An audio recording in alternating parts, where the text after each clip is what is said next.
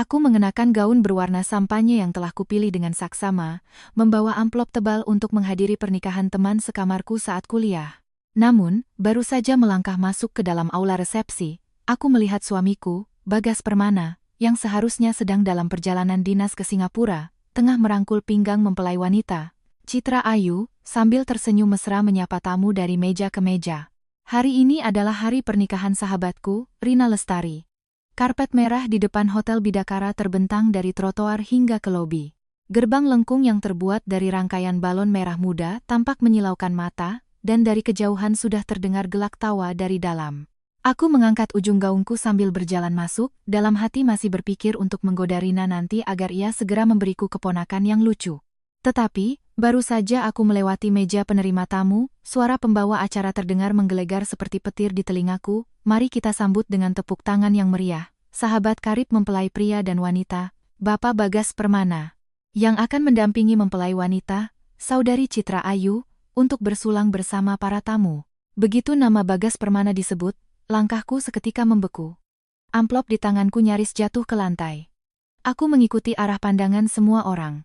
Di jalur samping panggung, pria yang mengenakan setelan abu-abu gelap yang dijahit khusus dengan rambut yang disisir rapi tanpa celah itu, bukankah dia suamiku, Bagas?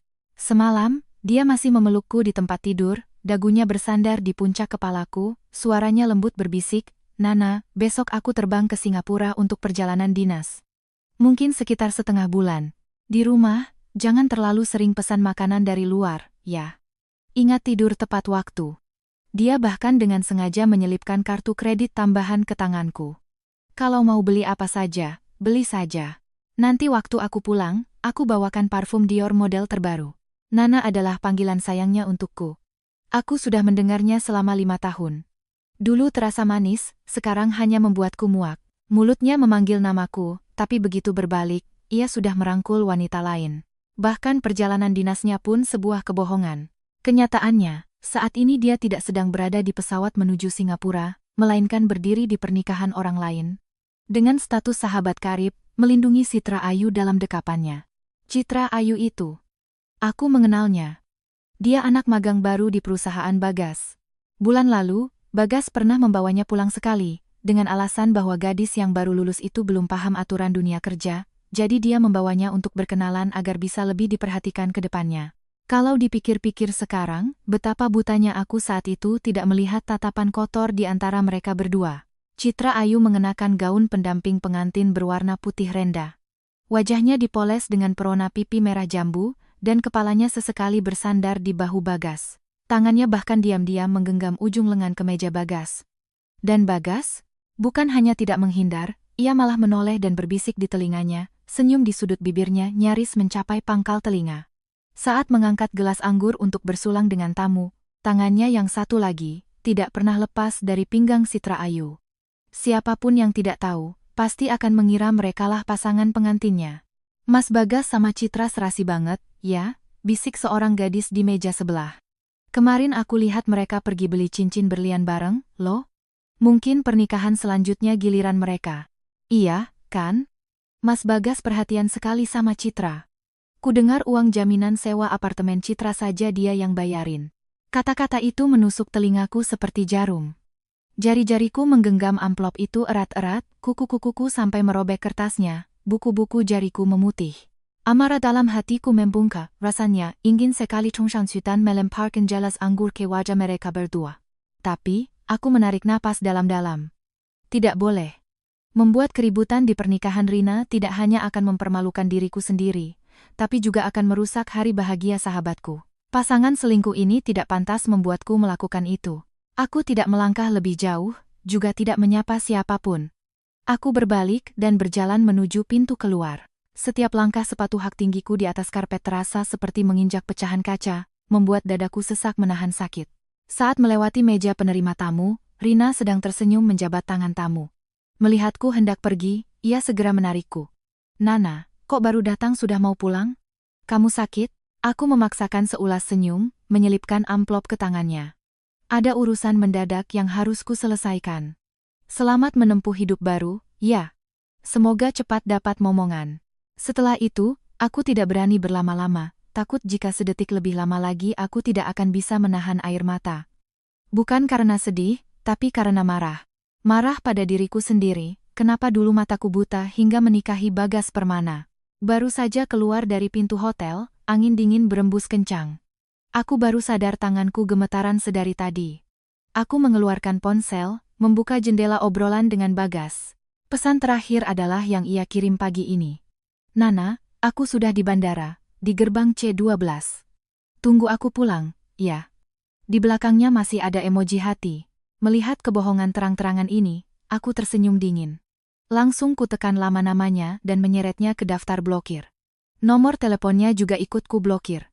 Aku tidak ingin mendengar satu kata pun omong kosong darinya sekarang. Yang paling mendesak adalah mengamankan apa yang seharusnya ada di tanganku. Aku duduk di kursi pengemudi, membanting pintu mobil hingga berbunyi brak. Buku-buku jariku masih terasa pegal karena menggenggam amplop tadi, tapi tangan yang memegang kemudi terasa semakin mantap. Di kaca spion, balon-balon merah muda Hotel Bidakara masih bergoyang tertiup angin. Siluet Bagas dan Citra sesekali melintas di depan pintu. Pemandangan itu seperti duri yang menusuk mataku, tapi aku tidak meliriknya lagi. Sekarang bukan waktunya untuk berlarut-larut dalam emosi. Aku harus segera mengamankan apa yang menjadi hakku. Ponsel di dalam tasku bergetar. Aku mengambilnya dan melihat pesan WhatsApp dari Bagas pagi tadi. Nana, aku sudah di bandara, masih terpampang di bagian atas. Aku menatap baris tulisan itu dengan senyum dingin, jariku menggeser layar dan memblokir nomor teleponnya juga. Jika ingin putus, putuslah dengan bersih. Jangan beri dia kesempatan untuk menipuku lagi dengan kata-kata manis. Selanjutnya, aku membuka daftar kontak dan menemukan nama Pak Budi, SH. Ini adalah pengacara yang direkomendasikan sahabatku, Maya, saat dia bercerai dulu. Katanya, Pak Budi paling cekatan dalam mengurus pembagian harta Gonogini, bahkan uang simpanan rahasia yang disembunyikan suami pun bisa ia temukan. Dulu aku hanya iseng menyimpannya, tak kusangka sekarang benar-benar berguna. Panggilan teleponku tersambung setelah 3 kali dering. Terdengar suara pria yang tenang dari seberang. Selamat siang, dengan siapa saya berbicara? Selamat siang, Pak Budi. Saya temannya Maya, dulu dia pernah menyebutkan tentang saya. Aku berusaha membuat suaraku terdengar tenang, tapi tidak bisa menyembunyikan nada mendesak. Saat ini saya ada urusan darurat dan butuh bantuan Bapak, untuk segera membekukan seluruh harta Gonogini saya dan suami saya, Bagas Permana.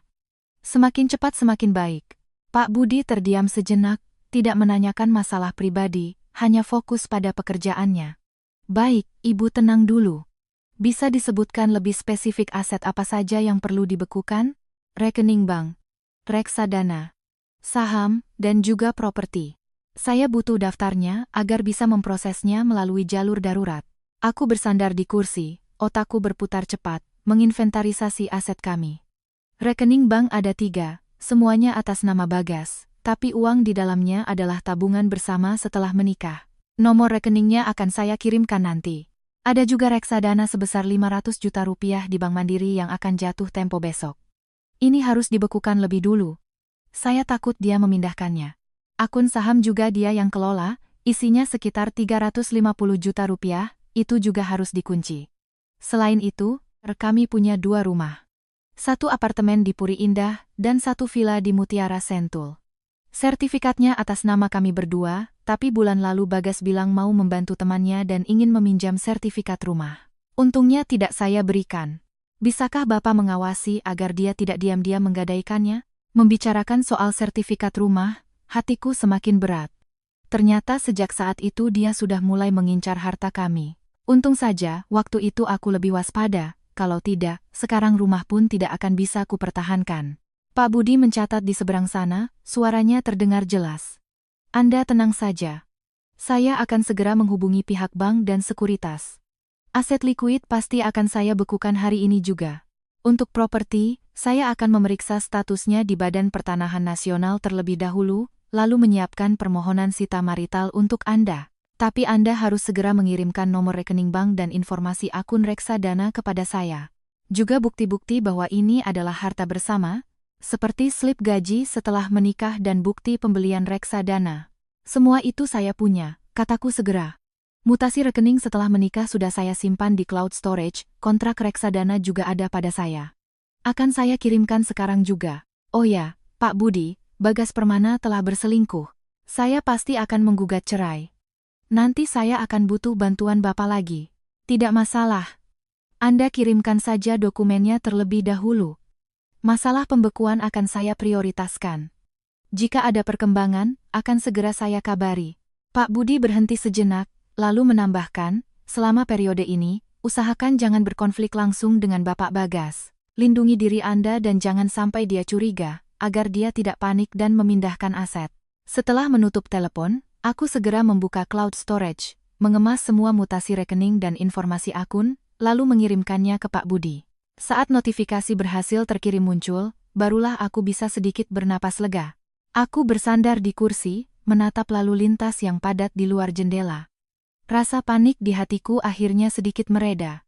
Dulu aku selalu berpikir tidak perlu terlalu perhitungan antara suami istri, sehingga semua urusan keuangan keluarga ku percayakan padanya. Sekarang aku baru mengerti, seorang wanita, kapanpun itu, harus memegang kendali di tangannya sendiri. Kalau tidak, kita bisa dijual tanpa kita sadari. Aku menyalakan mobil, tidak pulang ke rumah, melainkan menuju ke arah rumah sahabatku, Maya. Sekarang aku tidak bisa kembali ke rumah yang penuh kebohongan itu, dan tidak boleh membiarkan Bagas menemukanku. Mobil baru saja naik ke jalan layang, pesan WhatsApp dari Pak Budi masuk. Rekening bank dan saham sudah dibekukan. Reksadana juga sudah dikoordinasikan dengan pihak bank, setelah jatuh tempo akan langsung dibekukan, dan tidak akan bisa dipindahkan. Properti sudah diperiksa, tidak ada catatan gadai. Permohonan sita marital sudah saya ajukan, besok sudah bisa disetujui. Melihat pesan ini, aku tidak bisa menahan diri untuk mengepalkan ponselku. Akhirnya, seulas senyum dingin tersungging di bibirku. Bagas Permana, kau suka berpura-pura, kan? Suka bermain kotor di belakangku, kan? Aku ingin lihat, besok saat kau butuh uang, apakah kau masih bisa tersenyum? Mobil turun dari jalan layang, dari kejauhan terlihat lampu jalan kompleks perumahan Maya. Hatiku sedikit lebih tenang. Aku mengatur ponsel ke mode senyap. Aku menarik napas dalam-dalam. Selanjutnya, aku tinggal menunggu reaksi Bagas. Dan yang harus kulakukan adalah menunggunya jatuh, langkah demi langkah, ke dalam perangkap yang telah kusiapkan. Saat Bagas menemani Citra Ayu mengantar gelombang tamu terakhir, hari sudah mulai gelap. Lampion merah di depan hotel menyala, memantulkan rona merah di wajah Citra yang belum pudar. Ia menggandeng lengan Bagas, jarinya dengan lembut mengusap lengan kemejanya, suaranya manja. Mas Bagas, makasih banyak ya hari ini. Kalau bukan karena kamu yang mendampingi, para kerabat pasti akan terus bertanya soal pacarku. Bagas meremas tangannya, hatinya sedikit melambung, tapi mulutnya berpura-pura tenang. Ngapain sungkan sama aku? Kamu kan masih gadis, baru lulus, wajar kalau kerepotan ngurus pernikahan. Aku bantu sedikit itu sudah seharusnya. Sambil berbicara, ponsel di sakunya tiba-tiba terasa mengganjal. Ia baru teringat, pesan WhatsApp yang ia kirim ke Nana pagi tadi belum juga mendapat balasan. Seharusnya, jam segini Nana sudah di rumah, memasak makan malam dan menunggunya memberi kabar dari Singapura. Bagas mengeluarkan ponsel, membuka kunci layar, dan langsung membuka obrolan dengan Nana, bermaksud mengirim pesan tambahan, baru selesai, mau kembali ke hotel. Tapi begitu jarinya menekan tombol kirim, sebuah tanda seru merah muncul, diikuti tulisan, Anda tidak dapat mengirim pesan ke kontak ini karena Anda diblokir. Diblokir? Bagas mengerutkan kening, menjauhkan ponselnya untuk memastikan ia tidak salah lihat. Kenapa tiba-tiba aku diblokir? Ia mengira ponselnya yang bermasalah, lalu keluar dan masuk kembali ke aplikasi. Hasilnya tetap sama, tanda seru merah yang menyebalkan. Citra mencondongkan tubuhnya, melirik dengan tatapan penasaran. Kenapa mas? Siapa yang ngeblokir kamu? Mbak Kirana, ya? Bagas cepat-cepat memasukkan ponselnya kembali ke saku, memaksakan senyum. Bukan apa-apa. Mungkin ponsel Nana lagi error, dia biasanya nggak begini. Hatinya mulai panik, tapi ia tidak mau percaya bahwa Nana telah mengetahui sesuatu. Lagi pula, ia baru saja terbang ke Singapura pagi ini. Pernikahan ini hanya dihadiri teman-teman dekat, tidak ada yang tahu hubungannya dengan Citra. Bagaimana mungkin Nana tiba-tiba memblokirnya? Ia tidak menyerah. Ia mengeluarkan ponselnya lagi, mencari nomor Maya. Maya adalah sahabat terbaik Nana, tumbuh besar bersama. Apapun yang terjadi pada Nana, ia pasti akan bercerita pada Maya. Mungkin dari Maya, ia bisa tahu keberadaan Nana. Telepon berdering cukup lama sebelum diangkat. Terdengar suara ketus Maya dari seberang. Bagas? Ngapain kamu telepon aku? Bagas mendengar nada bicaranya yang tidak bersahabat, segera merendahkan suaranya. Maya, kamu lagi sama Nana? Aku nggak bisa hubungi dia. WhatsApp diblokir, telepon juga nggak diangkat. Kamu tahu dia kemana? Maya di seberang sana tertawa dingin, suaranya tiba-tiba meninggi. Bagas, kamu masih punya muka nanya Nana kemana? Kamu nggak sadar perbuatan bejat apa yang udah kamu lakuin? Nana nggak langsung menyeretmu di depan semua orang saja sudah memberimu muka. Hati Bagas mencelos. Aku ngapain? Aku kan cuma pergi dinas ke Singapura. Maya, jangan main teka-teki sama aku. Aku benar-benar nggak bisa hubungi Nana. Aku khawatir terjadi apa-apa sama dia. Khawatir sama dia? Kamu lebih baik khawatir sama dirimu sendiri. Suara Maya penuh dengan cemoohan. Bagas, kelakuanmu itu tidak manusiawi. Kalau sampai terjadi apa-apa sama Nana, aku orang pertama yang nggak akan maafin kamu. Setelah itu, klik, telepon langsung ditutup. Bagas memegang ponselnya, telinganya masih berdengung mendengar kata-kata Maya. Tangannya seketika berkeringat dingin. Apa maksud Maya? Apa Nana sudah tahu? Tidak mungkin. Ia sama sekali tidak bertemu Nana hari ini, dan tidak ada yang membocorkan rahasia di pernikahan. Bagaimana ia bisa tahu? Citra menarik-narik lengannya, suaranya terdengar cemas. Mas Bagas, kenapa Mbak Maya bicaranya ketus begitu? Kamu lagi berantem sama Mbak Kirana? Bagas menggeleng, berpura-pura tenang. Nggak berantem. Mungkin dia salah paham soal sesuatu. Nanti aku jelaskan. Ia sedang tidak ingin berdebat dengan Citra, otaknya penuh dengan cara menemukan Nana. Nana bukan tipe orang yang suka marah tanpa alasan. Tiba-tiba memblokir dan menghilang seperti ini, pasti ada sesuatu yang terjadi. Ia membuka ponselnya lagi, ingin mencari nomor teman kantor Nana. Tapi setelah mencari-cari, ia hanya ingat nomor beberapa atasan. Nana jarang membicarakan pekerjaannya, jadi sekarang ia sama sekali tidak bisa menghubungi siapapun. Bagas menggertakkan giginya, memutuskan untuk pulang dulu. Citra, aku antar kamu pulang dulu. Aku mau lihat apa Nana sudah di rumah.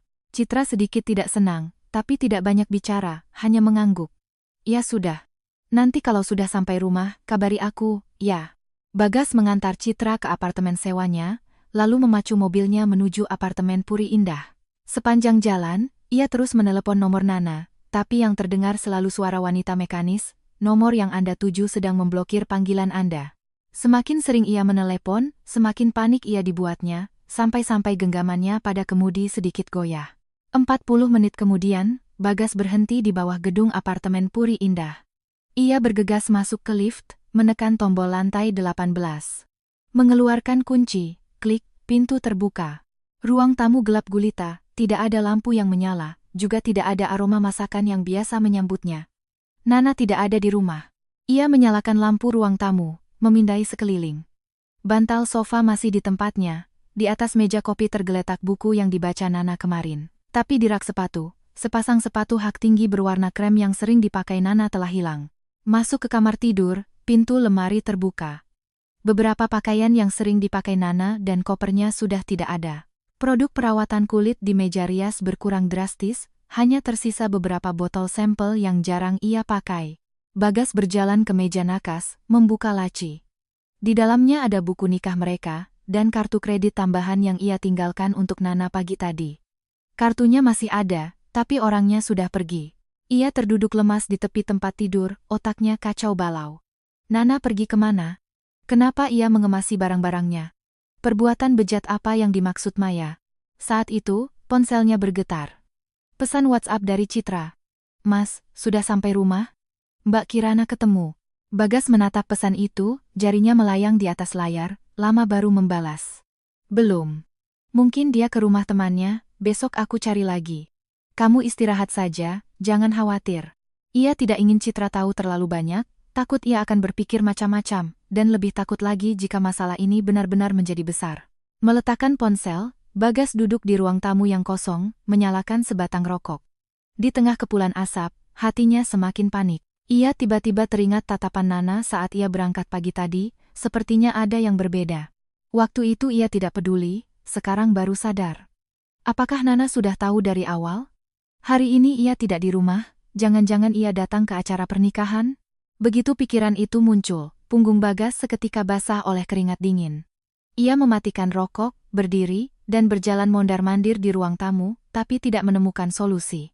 Ia hanya bisa berharap besok Nana akan menghubunginya. Tapi ia tidak tahu. Yang menantinya jauh lebih dari sekadar tidak bisa menemukan istrinya. Bagas meringkuk di sofa sampai pagi. Masih mengenakan setelan jas kemarin.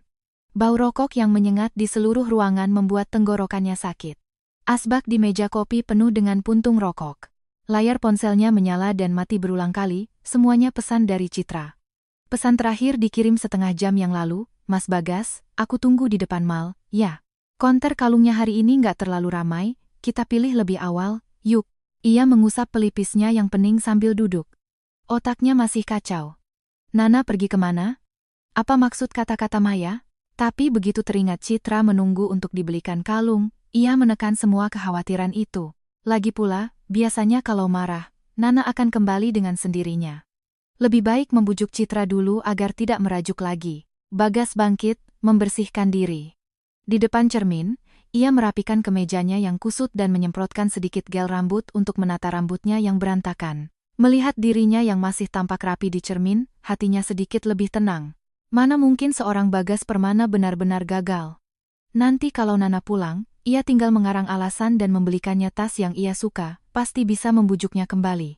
Sebelum pergi, ia meraba dompetnya, merasakan kartu debit bank BCA di dalamnya, sudut bibirnya tersenyum puas.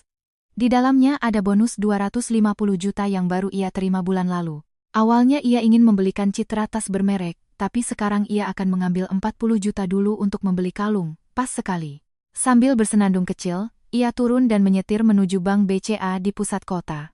Sepanjang jalan, ia masih berpikir, setelah membeli kalung, ia akan mengajak Citra makan sushi kesukaannya, sekaligus menyinggung soal pernikahan mereka nanti. Mungkin itu bisa membuatnya berhenti menagih soal rumah. Bank baru buka setengah jam, pengunjung belum ramai. Bagas mendorong pintu, langsung menuju ke teller, meletakkan kartu debitnya di atas kaca dengan santai, seolah membeli sebotol air. Mbak, tarik tunai 40 juta. Sekalian tolong cek saldo kartu ini. Teller itu tersenyum padanya, mengambil kartu itu dan menggeseknya di mesin. Jari-jarinya menari di atas keyboard, lalu senyum di wajahnya tiba-tiba membeku.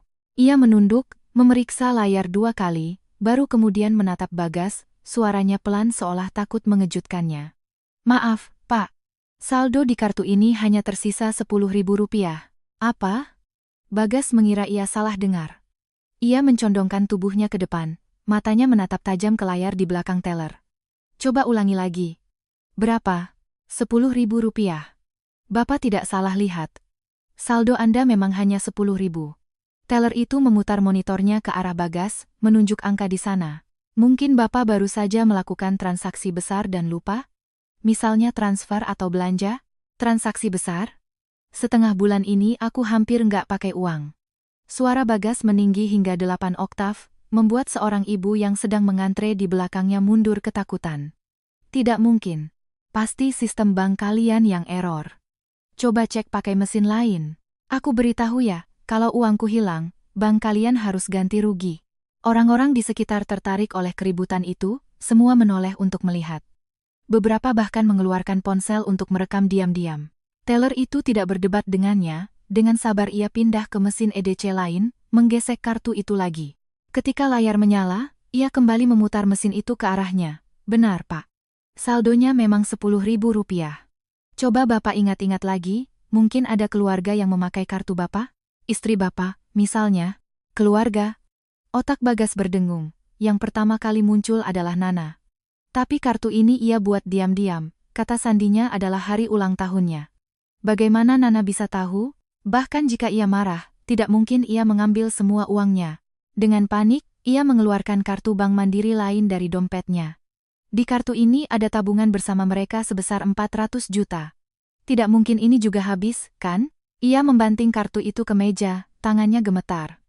Kalau begitu, cek yang ini. Ini rekening bersama saya dan istri saya. Isinya ada 400 juta. Cek.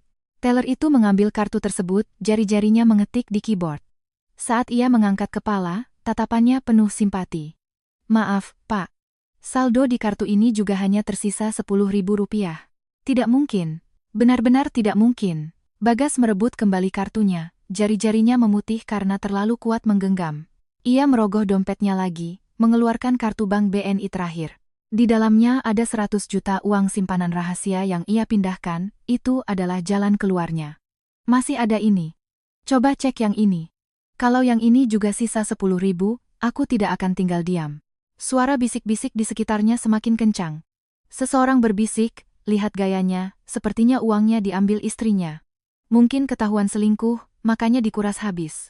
Kata-kata itu melayang ke telinga Bagas, wajahnya memerah padam. Tapi ia tidak peduli dengan rasa malunya. Matanya terpaku pada tangan teller. Tapi hasilnya tetap sama. Saldo di kartu ketiga tetap 10.000. Bagas terpaku di tempat, otaknya kosong. 3 kartu, totalnya lebih dari 750 juta. Bagaimana bisa dalam semalam hanya tersisa 30.000 rupiah? Ia menggenggam kartu-kartu itu, buku-buku jarinya memutih. Tiba-tiba ia teringat kata-kata Maya kemarin, perbuatan bejat. Teringat Nana yang mengemasi barang-barangnya dan menghilang. Sebuah pikiran mengerikan muncul. Jangan-jangan ini perbuatan Nana? Ia panik, mengeluarkan ponselnya, jarinya gemetar, sampai-sampai membuka kunci layar saja butuh beberapa kali percobaan. Ia menelepon layanan pelanggan bank. Begitu telepon tersambung, ia berteriak ke mikrofon, "Bank kalian ini bagaimana? Uang di 3 kartu saya habis semua. Totalnya lebih dari 750 juta. Sekarang cuma sisa 30.000. Apa sistem kalian bermasalah? Cepat periksa, atau saya akan lapor." Pihak layanan pelanggan terdiam selama 2 detik, lalu dengan nada formal berkata, "Selamat siang, Pak. Setelah kami periksa, 3 rekening bank atas nama Anda beserta akun reksadana yang terkait, semuanya telah dibekukan secara hukum oleh pengadilan kemarin sore pukul 15.05. Alasan pembekuan adalah permohonan sita marital. Jika Anda memerlukan informasi lebih lanjut, silakan hubungi pasangan Anda atau konsultasikan dengan pengadilan yang menangani." Dibekukan pengadilan? Sita marital? Ponsel di tangan Bagas jatuh ke lantai dengan bunyi brak, layarnya retak memanjang, seperti otaknya saat ini yang hancur berkeping-keping. Ia berjongkok untuk mengambil ponsel. Jari-jarinya menyentuh lantai yang dingin, baru ia sadar. Ini perbuatan Nana. Nana yang mengajukan permohonan pembekuan. Ia tidak hanya memblokirnya, mengemasi barang-barangnya dan pergi, tapi ia juga langsung membekukan semua aset mereka. Orang-orang di sekitarnya masih menatapnya, ada yang menunjuk-nunjuk, ada yang berbisik. Tatapan-tatapan itu menusuknya seperti jarum. Bagas mengambil ponselnya, tiba-tiba merasa kakinya lemas, nyaris ambruk. Ia berpegangan pada tepi meja teller untuk berdiri. Melihat 3 kartu tak berguna di tangannya, hatinya dipenuhi amarah dan kepanikan. Beraninya Nana melakukan ini? Setengah dari uang itu adalah miliknya. Atas dasar apa Nana membekukannya? Tapi kepanikan tidak ada gunanya. Layar ponselnya hitam, tidak bisa menelepon. Kartu banknya kosong, tidak bisa menarik sepeser pun uang. Nana tidak bisa ditemukan, Maya tidak mengangkat telepon. Ia berdiri di lobi bank, mengenakan setelan kusut, menggenggam 3 kartu tak berguna, dikelilingi oleh tatapan aneh. Selama 30 tahun hidupnya, ia belum pernah merasa begitu hina. Bagas berdiri di lobi bank dengan 3 kartu kosong, darah di tubuhnya seolah terkuras habis, bahkan untuk melangkah pun tak bertenaga. Tatapan orang-orang di sekitarnya menusuk punggungnya seperti jarum. Bisikan-bisikan itu pasti selingkuh, makanya uangnya dikuras istrinya, kelihatannya perlente, ternyata kelakuannya begitu membuat telinganya panas, rasanya ingin mencari lubang untuk bersembunyi. Dengan panik, ia mengambil ponselnya yang retak di lantai, mengusap debu di layarnya. Jarinya menggulir daftar kontak, dan akhirnya berhenti pada nama Pak Budi, SH. Ia ingat Nana pernah menyebut bahwa pengacara yang mengurus perceraian Maya adalah Pak Budi, pasti Nana meminta bantuannya untuk membekukan aset ini. Bagas, seolah menemukan secercah harapan, menelepon nomor Pak Budi, tangannya masih gemetar. Telepon berdering 5 kali sebelum diangkat. Terdengar suara tenang Pak Budi dari seberang, "Selamat siang, ada yang bisa saya bantu?" "Pak Budi, saya Bagas, suaminya Kirana." Suara Bagas bergetar, terdengar panik dan putus asa. "Tolong suruh Kirana mencabut pembekuan aset saya. Uang itu milik kami berdua, atas dasar apa dia membekukannya seenaknya? Tolong hubungi dia, jangan main-main seperti ini." Pak Budi terdiam selama 2 detik, nadanya tetap tenang seolah membicarakan urusan orang lain. "Pak Bagas, pembekuan aset adalah permohonan sah dari Ibu Kirana. Saya hanya bertindak atas nama klien. Jika Anda ingin menyelesaikan masalah ini, saya sarankan Anda berkomunikasi langsung dengan Ibu Kirana." Saya tidak bisa mencampuri keputusan klien. Aku tidak bisa menghubunginya. Dia memblokirku, teriak Bagas, menarik perhatian satpam di dekatnya. Pak Budi, saya mohon, tolong atur pertemuan untuk saya dengannya. Ada yang ingin saya bicarakan. Apapun yang dia minta, akan saya penuhi, asalkan dia mencabut pembekuan aset ini. Telepon di seberang hening sejenak, lalu terdengar suara Pak Budi. Saya bisa sampaikan pesan Anda, tapi apakah Ibu Kirana bersedia bertemu atau tidak, itu tergantung keputusannya. Anda tunggu saja kabar di depan bank. Nanti akan saya hubungi lagi. Setelah menutup telepon, Bagas berjongkok di tangga depan bank, seperti pengemis tunawisma. Orang-orang berlalu lalang, tak ada yang berhenti untuk peduli. Saat itulah ia sadar, tanpa uang, Bagas Permana bukan siapa-siapa. Sekitar setengah jam kemudian, telepon Pak Budi masuk. Ia mengatakan Kirana setuju untuk bertemu pukul 2 siang di kafe Temu Janji. Bagas segera berdiri, menepuk-nepuk debu di celananya, dan merapikan kemejanya yang kusut. Ia ingin naik taksi ke kafe, tapi saat merogoh seluruh sakunya, ia hanya menemukan uang Rp3.500. Terpaksa, ia berlari kecil menuju ke sana. Angin bulan Oktober sudah terasa dingin. Ia berlari sampai berkeringat deras. Saat tiba di depan kafe, rambutnya sudah lepek menempel di dahi, penampilannya sangat menyedihkan. Ia tiba 10 menit lebih awal, memilih tempat duduk di dekat jendela. Jantungnya berdebar kencang. Dalam benaknya, ia berlatih berkali-kali. Begitu bertemu Nana, ia akan minta maaf, mengatakan bahwa hubungannya dengan Citra hanya kekilafan sesaat, dan berjanji tidak akan mengulanginya lagi. Pasti Nana akan luluh dan mencabut pembekuan asetnya. Tepat pukul 2, pintu kafe didorong terbuka. Kirana masuk. Ia mengenakan mantel hitam, rambutnya diikat ekor kuda dengan rapi. Wajahnya tanpa ekspresi, tatapannya sedingin es, sangat kontras dengan penampilan Bagas yang berantakan. Bagas segera berdiri, ingin meraih tangannya, tapi Kirana mundur selangkah, menghindar. Tangan Bagas menggantung canggung di udara, ia tersenyum kikuk. Nana, kamu datang. Duduklah, mau minum apa? Biar aku pesankan. Tidak perlu, aku tidak ingin minum. Kirana memotongnya, langsung duduk di hadapannya dan meletakkan tablet di atas meja. Langsung saja ke intinya, waktuku terbatas. Melihat sikapnya yang dingin, amarah Bagas kembali tersulut, nadanya menjadi keras. Kirana, kamu ini maunya apa? Kenapa membekukan asetku? Uang itu kita kumpulkan bersama, atas dasar apa kamu membekukannya tanpa memberitahuku? Aku bahkan tidak punya uang untuk membayar klien sekarang. Kamu tahu perbuatanmu ini bisa menghancurkanku? Ia semakin emosional, suaranya meninggi, membuat beberapa tamu di meja lain menoleh. Kirana tidak marah. Ia hanya mengambil tabletnya, membuka kuncinya, dan mendorongnya ke hadapan Bagas. Lihat ini dulu, baru bicara soal menghancurkan hidupmu. Bagas menunduk. Layar tablet itu penuh dengan riwayat obrolan WhatsApp-nya dengan Citra. Sayang, tunggu aku ceraikan Kirana, nanti aku belikan kamu apartemen besar di pusat kota. Aku bilang padanya mau dinas ke Singapura, padahal sebenarnya aku mau menemanimu di pernikahanmu. Kartu tambahannya sudah lama ku blokir, tidak akan kubiarkan dia menghabiskan uangku. Satu persatu pesan itu terasa menusuk mata. Wajah Bagas seketika pucat pasi. Ia panik, ingin menutup tablet itu, tapi Kirana menahannya. Jangan buru-buru ditutup, masih ada yang lebih seru. Kirana menggeser layar. Di belakangnya, ada foto-foto mesra mereka berdua. Ada yang berpelukan di depan hotel, ada yang saling suap di restoran, dan ada satu foto di mana ia mengenakan setelan abu-abu gelap kemarin, merangkul Citra yang memakai gaun pendamping pengantin, membentuk simbol hati di belakang panggung pernikahan. Di latar belakang, terlihat balon bertuliskan selamat menempuh hidup baru.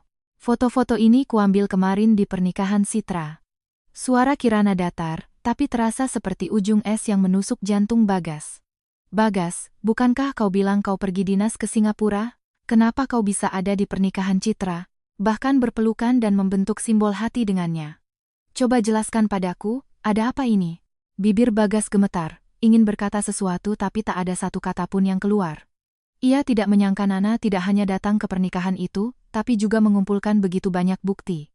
Ia membuka mulutnya, lama baru bisa memaksakan sebuah kalimat, Nana, aku dan Citra hanya teman. Foto-foto itu salah paham. Obrolan itu, dia yang memaksaku. Salah paham? Kirana tertawa dingin, mengambil tabletnya dan beralih ke halaman lain. Di sana tertera mutasi rekening bank BCA yang ia buat diam-diam. Lalu kartu yang kau buat diam-diam ini, dengan bonus 250 juta di dalamnya, juga salah paham? Kau bilang pada Citra akan membelikannya kalung, itu juga salah paham? Wajah Bagas memerah seperti udang rebus. Kartu itu ia buat dengan kata sandi tanggal lahirnya. Bagaimana Nana bisa tahu? Tiba-tiba ia teringat, bulan lalu saat ia memasukkan PIN, Nana kebetulan sedang membersihkan meja di sebelahnya. Waktu itu ia tidak peduli, tak disangka ia mengingatnya. Kau pikir aku tidak akan tahu kalau kau diam-diam memindahkan aset? Lanjut Kirana. Suaranya meninggi agar orang-orang di sekitarnya bisa mendengar. Kau memindahkan tabungan bersama kita ke rekening ibumu, dan bilang pada Citra nanti uang itu akan menjadi milikmu. Semua ini sudah kuperiksa dengan jelas. Bagas, kau selingkuh di dalam pernikahan, dan masih ingin membawa lari semua harta. Betapa menjijikkannya kau ini. Para tamu di sekitar mulai mengerti, mereka menunjuk-nunjuk Bagas. Ternyata laki-laki hidung belang. Selingkuh dan mau memindahkan aset. Wanita itu benar, harus dibuat bangkrut sekalian. Kasihan sekali istrinya, salah pilih suami. Kepala Bagas semakin tertunduk, rasanya ingin mencari lubang untuk bersembunyi. Ia ingin membela diri, tapi dengan bukti di hadapannya, semua pembelaannya sia-sia. Ia mengangkat kepala, matanya memerah, memohon. Nana, aku salah, aku benar-benar salah. Aku sudah putus dengan Citra, tidak akan menghubunginya lagi. Tolong cabut pembekuan asetnya, kita pulang, ya? Kita mulai lagi dari awal. Aku janji akan baik padamu, tidak akan membohongimu lagi. Pulang? Kirana menatapnya dengan penuh cemoohan. Saat kau berpelukan dengan Citra di pernikahan, kenapa kau tidak berpikir untuk pulang? Saat kau merencanakan masa depan dengannya, kenapa kau tidak memikirkan rumah kita? Sekarang setelah kau tidak punya uang, baru kau ingat untuk pulang padaku? Bagas, kau sudah terlambat. Setelah berkata demikian, Kirana mengambil tablet dan tasnya, berdiri dan berjalan keluar dari kafe. Bagas ingin mengejarnya, tapi dihalangi oleh Pak Budi yang baru saja tiba. Pak Budi menatapnya dengan nada serius. Pak Bagas, Ibu Kirana sudah menjelaskannya dengan sangat gamblang. Jika Anda masih ingin menjaga sedikit harga diri, jangan mengganggunya lagi. Jika tidak, proses gugatan cerai nanti hanya akan semakin merugikan Anda. Bagas berdiri terpaku, menatap punggung Kirana yang menghilang di balik pintu. Suara bisik-bisik di sekitarnya masih terdengar. Tiba-tiba ia merasa seluruh tenaganya hilang, ambruk di kursi. Akhirnya, air matanya tak tertahankan lagi. Bagas keluar dari kafe, berjalan di jalanan yang penuh daun gugur ditiup angin musim gugur. Seluruh tenaganya seolah terkuras habis. Ponsel dengan layar retak di tangannya, tatapan dingin Kirana, riwayat obrolan yang memalukan di tablet, dan pandangan aneh para tamu di kafe terus berputar di kepalanya, membuatnya kesal hingga ingin mengumpat. Saat itu, ponsel di sakunya bergetar. Nama Citra muncul di layar. Melihat nama itu, Bagas semakin kesal. Ia bahkan tidak bisa mengurus dirinya sendiri, mana ada waktu untuk memikirkan kalung Citra. Tapi ia tidak berani menolak panggilannya, takut Citra akan membuat keributan dan menambah masalah. Ia menarik napas dalam-dalam, menekan tombol jawab, berusaha membuat suaranya terdengar normal. Halo Citra. Mas Bagas, kamu di mana? Terdengar suara manja Citra yang sedikit tidak sabar. Aku sudah menunggumu hampir 1 jam di depan mall. Kata Mbak Mbak di konter kalung, model terbaru hari ini tinggal 1. Kalau kamu tidak cepat datang, nanti dibeli orang. Hati Bagas mencelos, langkahnya terhenti. Ia segera mencari alasan. Citra, maaf ya. Tiba-tiba ada urusan mendadak di kantor. Klien minta revisi proposal, jadi aku tidak bisa pergi. Soal kalung, kita tunda lain hari, ya. Sambil berbicara, ia menepi ke pinggir jalan, takut orang yang lewat mendengar kondisinya yang menyedihkan. Urusan mendadak? Urusan apa yang lebih penting dari menemaniku? Suara Citra langsung meninggi, penuh kekecewaan. Kemarin kamu janji hari ini pasti menemaniku. Kenapa sekarang ingkar janji? Apa kamu sebenarnya tidak mau membelikanku? Genggaman Bagas pada ponselnya semakin erat, buku-buku jarinya memutih. Bukan tidak mau beli, benar-benar ada urusan mendesak. Kamu nurut, ya? Tunggu aku selesaikan ini, nanti aku belikan 2, bagaimana? Ia hanya bisa menjanjikan bulan dan bintang untuk menenangkan Citra, tapi hatinya ragu. Aset dibekukan, ia bahkan hampir tidak punya uang untuk makan, dari mana uang untuk membeli kalung? 2. Siapa yang mau? Suara Citra terdengar seperti tangisan. Aku mau hari ini. Mas Bagas, apa kamu sebenarnya sudah tidak peduli padaku? Dulu kamu janji mau menikahiku, mau membelikanku rumah besar.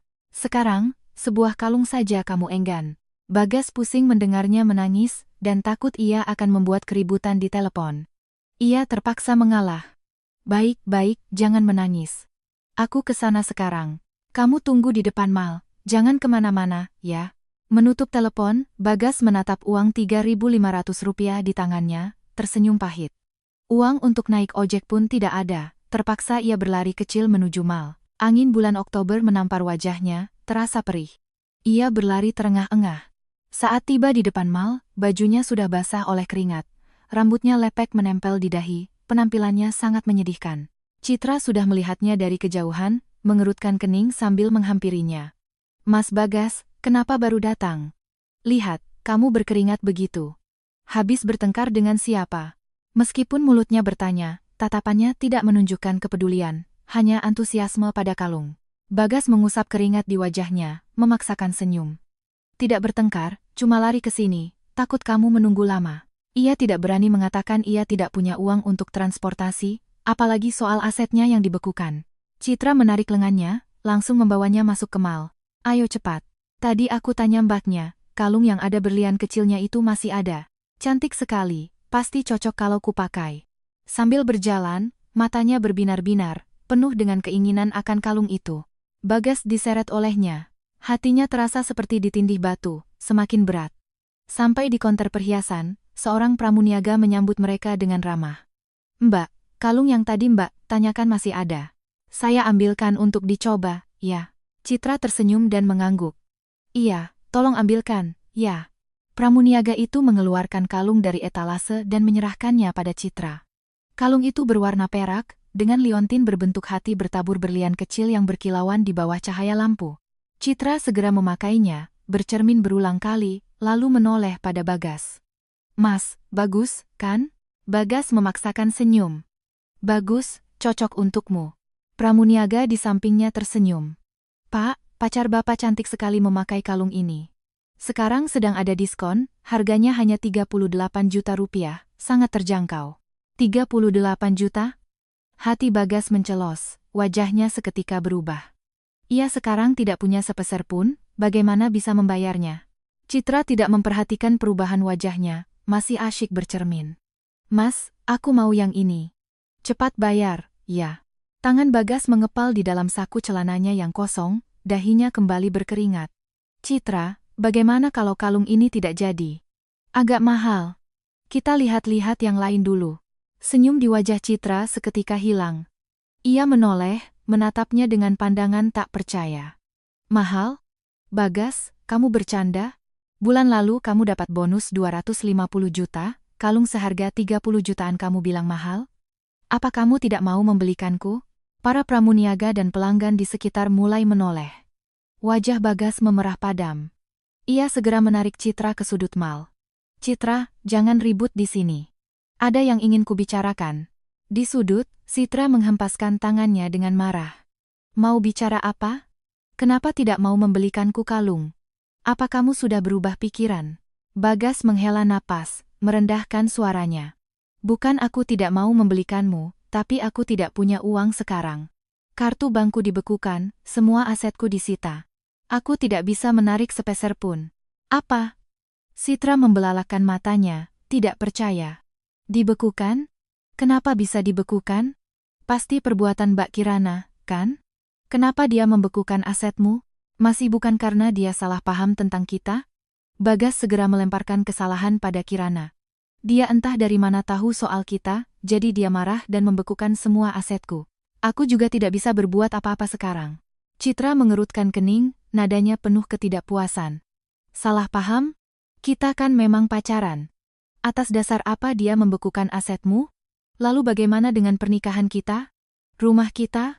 Dulu kamu janji akan membelikanku apartemen besar di pusat kota, sekarang kalung saja tidak bisa kau beli. Apa kau menipuku? Bagas terdiam, tidak bisa menjawab. Ia hanya bisa berkata, kamu jangan cemas. Tunggu aku bicara baik-baik dengan Kirana. Kalau dia sudah mencabut pembekuannya, kita langsung urus pernikahan dan beli rumah, ya? Tunggu, sampai kapan? Suara Citra kembali meninggi. Aku sudah menunggumu setengah tahun. Kamu selalu bilang tunggu, kapan aku bisa berhenti menunggu? Bagas. Kalau kau memang serius ingin bersamaku, cepat ceraikan Kirana dan ambil kembali asetmu. Kalau tidak, kita putus saja. Putus ya putus. Bagas akhirnya ikut emosi. Ia sudah pusing 7 keliling. Ditekan oleh Citra seperti ini membuatnya tidak tahan lagi. Kau pikir aku mau seperti ini? Aku tidak punya uang, tidak punya tempat tinggal. Kau bukannya mengerti, malah terus-terusan meributkanku. Kau itu sebenarnya suka padaku atau suka pada uangku? Citra tertegun mendengar bentakannya. Setelah sadar, air matanya langsung jatuh. Bagas, tega sekali kau bilang begitu. Apa aku bersamamu hanya karena uang? Kalau kau tidak punya uang, dari awal aku tidak akan mau denganmu. Setelah berkata demikian, Citra berbalik dan lari. Bagas ingin mengejarnya, tapi langkahnya terhenti. Dengan kondisinya yang seperti ini, apa yang bisa ia katakan jika berhasil menyusulnya? Ia berdiri di sudut mal, menatap punggung Citra yang menghilang, hatinya dipenuhi amarah dan penyesalan. Ia mengira Citra tulus mencintainya, ternyata ia begitu materialistis. Sekarang Kirana mau menceraikannya, Citra juga meninggalkannya. Ia benar-benar menjadi sebatang kara, tidak punya apa-apa. Bagas berdiri di sudut mal selama hampir setengah jam. Angin musim gugur masuk melalui pintu kaca yang terbuka, membuat punggungnya terasa dingin. Ia meraba kartu bank kosong di sakunya, lalu melihat notifikasi di ponselnya yang menunjukkan Citra telah memblokirnya. Baru saat itulah ia benar-benar sadar, ia bahkan tidak punya tempat untuk pergi. Saat putus asa, ia teringat bahwa di apartemen Puri Indah masih ada beberapa setelan jas dan jam tangan mahalnya. Meskipun tidak punya uang, menjual barang-barang itu bisa memberinya sedikit uang untuk bertahan hidup. Ia menggertakkan giginya, meminjam Rp200.000 dari seorang teman yang dikenalnya di jalan, lalu meminjam motornya untuk pergi ke apartemen Puri Indah. Motor itu berguncang sepanjang jalan, angin menampar wajahnya hingga terasa perih. Tiba di depan gerbang kompleks apartemen Puri Indah, ia memarkir motor di pinggir jalan dan bergegas menuju gedung unitnya. Tapi baru saja sampai di bawah, ia melihat selembar pengumuman putih tertempel di dinding samping pintu masuk. 4 huruf besar berwarna hitam dengan latar merah, pengumuman penyitaan, tampak sangat mencolok, di bawahnya tertera stempel merah pengadilan. Langkah Bagas seketika membeku, jantungnya berdebar kencang. Ia berlari ke sana, jari-jarinya gemetar saat menyentuh tulisan di pengumuman itu. Berdasarkan permohonan dari pemohon Kirana Wijaya terhadap termohon Bagas Permana dalam perkara sita marital harta bersama, dan sesuai dengan pasal 227 Hir, dengan ini menyatakan bahwa aset berupa rumah di Jalan Puri Indah Raya, Blok A, nomor 1801, Apartemen Puri Indah, Jakarta Barat, dengan ini disita. Selama masa penyitaan, aset ini dilarang untuk diperjualbelikan, digadaikan, disewakan, atau digunakan. Pelanggar akan dikenakan sanksi hukum. Masa penyitaan dari tanggal XX bulan XX tahun XXXX sampai tanggal XX bulan XX tahun XXXX. Disita, suara Bagas bergetar, berulang kali menyebut nama Kirana. Beraninya dia? Rumah ini setengahnya milikku. Atas dasar apa dia sendirian yang mengajukan penyitaan? Ia tidak terima, tangannya terulur ingin merobek pengumuman itu, tapi dihentikan oleh seorang satpam yang sedang berpatroli. Pak, mau apa? Ini pengumuman penyitaan dari pengadilan, tidak boleh dirobek. Saya pemilik rumah ini. Bagas dengan mata memerah mendorong satpam itu. Ini rumah saya mau merobeknya ya terserah saya. Satpam itu segera menahannya, mengeluarkan selembar salinan surat dari sakunya. Pak, lihat ini. Ini surat perintah bantuan eksekusi dari pengadilan untuk kami. Di sini jelas tertulis selama masa penyitaan, tidak ada yang boleh masuk atau merusak pengumuman. Kalau Bapak tidak percaya, bisa telepon ke pengadilan untuk verifikasi. Bagas merebut salinan itu. Isinya sama persis dengan pengumuman, bahkan nomor kontak pengadilan pun tertera dengan jelas. Ia menatap tulisan di salinan itu, tangannya mengepal semakin erat hingga ujung kertasnya menjadi kusut. Ia tahu, kali ini ia benar-benar tidak bisa kembali. Lalu barang-barang saya. Suara Bagas melembut. Memohon. Di dalam ada beberapa setelan jas dan jam tangan. Semuanya barang penting. Bisakah saya masuk untuk mengambilnya? Hanya sebentar, setelah itu saya pergi. Satpam itu menggeleng, nadanya tak berdaya. Pak, bukannya kami tidak mau memberi izin, tapi ini aturan dari pengadilan. Tidak ada yang boleh masuk. Kalau Bapak memang ada urusan mendesak, Bapak harus menghubungi pemohon sita, minta dia yang mengajukan izin ke pengadilan. Hati Bagas mencelos. Menghubungi Kirana? Nomornya saja sudah diblokir, bagaimana mungkin ia mau membantunya? Tiba-tiba ia teringat masih ada villa di Mutiara Sentul. Itu adalah rumah yang mereka beli bersama tahun lalu untuk masa tua nanti, jarang sekali mereka kunjungi. Mungkin villa itu belum disita. Pikiran itu memberinya harapan baru. Ia melempar salinan surat itu ke tanah, berbalik dan berlari menuju motornya. Perjalanan ke Sentul memakan waktu lebih dari 1 jam. Bagas memacu motornya dengan kencang, angin dingin yang masuk ke tenggorokannya membuatnya terbatuk-batuk. Sepanjang jalan, ia terus menghibur diri. Villa itu letaknya terpencil, pasti Kirana lupa. Kalaupun tidak, pengadilan tidak mungkin bergerak secepat itu. Asalkan bisa mengambil barang-barang di sana, ia bisa menjualnya untuk bertahan hidup. Tapi saat ia tiba di depan gerbang kompleks Villa Mutiara Sentul, harapan terakhirnya pun sirna. Di gerbang besi villa itu tidak hanya tertempel pengumuman penyitaan yang sama seperti di apartemen Puri Indah, tapi juga terpasang gembok segel berwarna perak dengan tulisan pengadilan negeri yang sangat jelas. Bagas menghentikan motornya, berlari terseok-seok ke arah gerbang, mengguncangnya dengan kuat. "Buka. Saya pemiliknya, biarkan saya masuk." Seorang satpam kompleks mendengar keributan dan keluar dari pos jaga. "Pak, jangan diguncang-guncang. Rumah ini sudah disita oleh pengadilan, tidak boleh masuk." "Kenapa?" teriak Bagas, air matanya nyaris jatuh. Apartemen disita, villa juga disita. Kirana ini maunya apa? Apa dia mau membuatku mati? Satpam itu menghela napas. "Pak, kami hanya menjalankan tugas. Kalau Bapak punya keluhan, jangan lampiaskan pada kami. Coba hubungi istri Bapak, atau tanyakan ke pengadilan." Bagas mengeluarkan ponselnya. Dengan gemetar menelepon Pak Budi. Telepon berdering lama sekali sebelum diangkat. Terdengar suara tenang Pak Budi. "Pak Bagas. Ada apa?" "Pak Budi. Apa Kirana yang menyuruh Anda mengajukan penyitaan villa?" Suara Bagas bergetar karena tangis. "Rumah itu milik kami berdua. Atas dasar apa dia menyitanya? Suruh dia cabut sitanya. Atau aku tidak akan tinggal diam." Nada suara Pak Budi tidak bergeming sedikitpun. "Pak Bagas, permohonan penyitaan apartemen Puri Indah dan Villa Mutiara Sentul memang diajukan oleh Ibu Kirana melalui saya. Dan semua prosedurnya sudah sesuai dengan hukum yang berlaku. Menurut pasal 36 Undang-Undang Perkawinan, selama ikatan perkawinan, jika salah satu pihak menyembunyikan, memindahkan, menjual, merusak, atau menghambur-hamburkan harta bersama, atau menciptakan utang palsu yang merugikan kepentingan harta bersama, pihak lain dapat meminta pengadilan untuk membagi harta bersama dan mengajukan permohonan sita. Anda telah berselingkuh dan mencoba memindahkan tabungan. Permohonan Ibu Kirana sepenuhnya sah. Aku tidak memindahkan tabungan," bantah Bagas. Tapi suaranya terdengar lemah. "Kartu bank BCA yang Anda buat diam-diam, serta upaya Anda memindahkan 100 juta rupiah ke rekening ibu Anda, semua itu adalah bukti," kata Pak Budi dengan tenang. "Selain itu, saya ingatkan Anda, selama masa penyitaan, jangan mencoba merusak segel atau masuk secara paksa. Jika tidak, Anda bisa dianggap menghalangi proses peradilan sipil.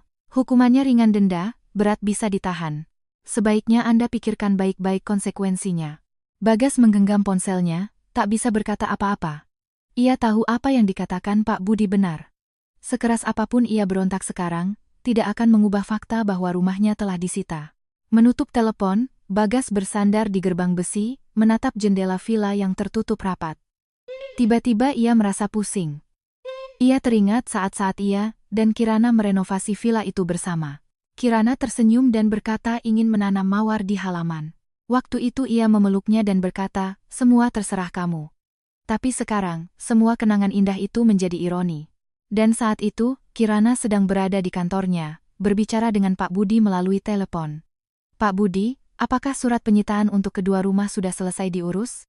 Suara Kirana tenang, tidak menunjukkan emosi apapun. "Sudah, Bu. Pengadilan sudah mengirimkan surat perintah bantuan eksekusi ke pihak keamanan kedua kompleks. Bapak Bagas tidak akan bisa masuk," kata Pak Budi. "Selain itu, saya sudah periksa, kedua properti itu tidak ada catatan gadai. Nanti proses pembagiannya akan lancar." "Baguslah." Kirana mengangkat gelas berisi air hangat di mejanya, meminumnya seteguk. Aku hanya ingin dia tahu, ini adalah harga dari sebuah pengkhianatan. Tidak punya uang, tidak punya tempat tinggal. Putus semua jalan keluarnya. Ibu Kirana tenang saja. Selama dia tidak membuat masalah, proses perceraian dan pembagian harta akan berjalan lancar, kata Pak Budi, lalu menambahkan, tapi sekarang dia mungkin sedang putus asa, bisa jadi akan mencari Anda. Anda harus berhati-hati. Aku tahu. Kirana menatap keluar jendela, tatapannya tegas. Kalau dia berani datang, aku akan menggunakan hukum untuk melindungi diriku. Aku hanya ingin segera bercerai dan memulai hidup baru. Menutup telepon, Kirana membuka komputernya dan mulai bekerja. Ia tidak punya waktu untuk tenggelam dalam penderitaan masa lalu, karena ia tahu, hanya dengan melangkah maju ia bisa benar-benar bebas dari luka yang ditimbulkan oleh Bagas. Sementara itu, Bagas masih gemetar kedinginan di depan gerbang villa. Ia mengeluarkan ponselnya, menggulir seluruh daftar kontaknya, tapi tidak menemukan satu orang pun yang bisa membantunya. Ia akhirnya mengerti. Ia telah menghancurkan pernikahannya dengan tangannya sendiri, dan juga menghancurkan hidupnya sendiri. Semua yang ia alami sekarang adalah balasan yang pantas ia terima. Bagas berjongkok di depan gerbang villa hingga larut malam, bibirnya membiru karena kedinginan. Karena tidak tahan lagi, ia terpaksa mengendarai motor pinjaman itu kembali ke kota. Ia tidak berani pergi ke rumah teman. Dulu ia selalu pamer di depan mereka, sekarang dalam kondisi seperti ini, mana punya muka untuk menumpang. Akhirnya, ia hanya bisa tidur di sebuah warnet 24 jam. Bau mie instan yang menyengat membuatnya tidak bisa tidur. Setelan jas di badannya penuh debu dan kusut seperti kain lap. Pagi-pagi sekali, ia sudah keluar dari warnet. Dari Rp200.000 pinjaman, ia sudah menghabiskan Rp50.000 untuk membayar biaya warnet. Ia mencari toilet umum untuk mencuci muka. Melihat pantulan dirinya di cermin rambut berantakan, mata cekung hatinya terasa perih. Dulu, setiap kali Bagas Permana keluar rumah, ia selalu mengenakan setelan rapi dan terlihat gagah. Sekarang, ia hidup seperti orang yang paling ia benci. Ia mengeluarkan ponsel, menggulir daftar kontak, dan akhirnya berhenti pada nama Kirana. Meskipun tahu ia sudah diblokir, saat ini selain memohon pada Kirana, ia tidak bisa memikirkan cara lain. Ia ingat kantor Kirana berada di Menara Sendrawasih, dan ia selalu tiba tepat pukul 9 pagi. Ia memutuskan untuk menunggunya di bawah gedung kantornya. Asalkan Kirana mau luluh, bahkan jika hanya mencabut pembekuan beberapa juta rupiah agar ia bisa makan dan menyewa tempat tinggal, itu sudah cukup. Bagas mengembalikan motor kepada temannya. Dengan sisa Rp150.000 di sakunya, ia berjalan kaki menuju Menara Cendrawasih. Jarak dari warnet ke sana sekitar 4 kilometer. Ia berjalan selama lebih dari 1 jam, dan tiba tepat pukul 08.45. Para pekerja kantoran sudah ramai berlalu lalang. Ia bersembunyi di balik pot bunga besar di depan gedung, berusaha agar tidak dikenali oleh orang yang ia kenal. Pukul 08.58, sebuah mobil sedan hitam berhenti di depan lobi. Kirana turun dari kursi penumpang. Ia mengenakan setelan kerja berwarna abu-abu muda, rambutnya disisir rapi, wajahnya dirias tipis. Dengan tas kerja elegan di tangannya, ia terlihat sangat profesional dan berbeda dari para pekerja lain di sekitarnya. Jantung Bagas berdebar kencang. Ia menarik napas dalam-dalam, lalu bergegas maju, berhenti beberapa langkah dari Kirana. Suaranya bergetar, "Nana, tunggu." Kirana mendengar suaranya, langkahnya terhenti. Ia berbalik, dan melihat Bagas, keningnya langsung berkerut, matanya penuh dengan rasa jijik. "Bagas, kenapa kamu di sini? Bukankah sudah kubilang jangan ganggu aku lagi?" Banyak pekerja kantoran yang mulai memperhatikan mereka, melambatkan langkah untuk melihat. Bagas tidak peduli lagi dengan rasa malunya. Ia maju selangkah, ingin meraih tangan Kirana, tapi Kirana mundur, menghindar. Tangan Bagas menggantung canggung di udara. Suaranya semakin lirih. "Nana, aku tahu aku salah. Aku benar-benar tahu aku salah. Maafkan aku sekali ini saja, ya?" "Memaafkanmu?" Kirana tertawa dingin, nadanya sedingin es. "Memaafkanmu untuk apa?" "Memaafkanmu karena berbohong pergi ke Singapura padahal menemani Citra di pernikahannya? Memaafkanmu karena diam-diam memindahkan harta bersama kita untuk membelikannya kalung dan rumah? Atau memaafkanmu karena telah menipuku seperti orang bodoh selama ini?" Wajah Bagas memerah padam, kepalanya semakin tertunduk. "Aku sudah putus dengan Citra, benar-benar putus. Aku tidak akan menghubunginya lagi. Kita pulang ya? Kembali seperti dulu. Aku janji tidak akan mengulanginya lagi." "Pulang?" Kirana melihat sekelilingnya, suaranya sengaja dikeraskan agar semua orang bisa mendengar. Pulang kemana? Apartemen Puri Indah sudah disita, Villa Mutiara Sentul juga sudah disita. Kau mau aku pulang bersamamu ke warnet atau ke bawah jembatan? Bagas, saat kau berpelukan dengan Citra, kenapa kau tidak berpikir akan ada hari seperti ini? Suara bisik-bisik semakin kencang. Ada yang mengeluarkan ponsel untuk memotret. Ada yang berbisik, laki-laki ini benar-benar tidak tahu malu. Sudah selingkuh masih minta dimaafkan. Bu Kirana kasihan sekali. Untung tidak luluh. Laki-laki seperti ini memang pantas dibuat bangkrut. Mendengar bisikan itu, Bagas rasanya ingin mencari lubang untuk bersembunyi. Ia tahu, apapun yang ia katakan sekarang sia-sia. Ia hanya bisa menggunakan cara terakhir. Tiba-tiba, bruk, ia berlutut di tanah. Lututnya menghantam semen dengan keras, membuatnya meringis kesakitan. Tapi ia tetap mengangkat kepalanya, menatap Kirana dengan mata berkaca-kaca. Nana, aku mohon padamu. Aku benar-benar tidak bisa hidup lagi. Beberapa hari ini aku tidak punya tempat tinggal, tidak punya makanan, bahkan tidak punya baju ganti. Kasihanilah aku, cabut sedikit saja pembekuan uangnya agar aku bisa bertahan hidup, ya? Asalkan kau mau membantuku, aku rela melakukan apa saja. Kirana menatap Bagas yang berlutut di tanah, hatinya tidak merasakan apa-apa selain cemoohan.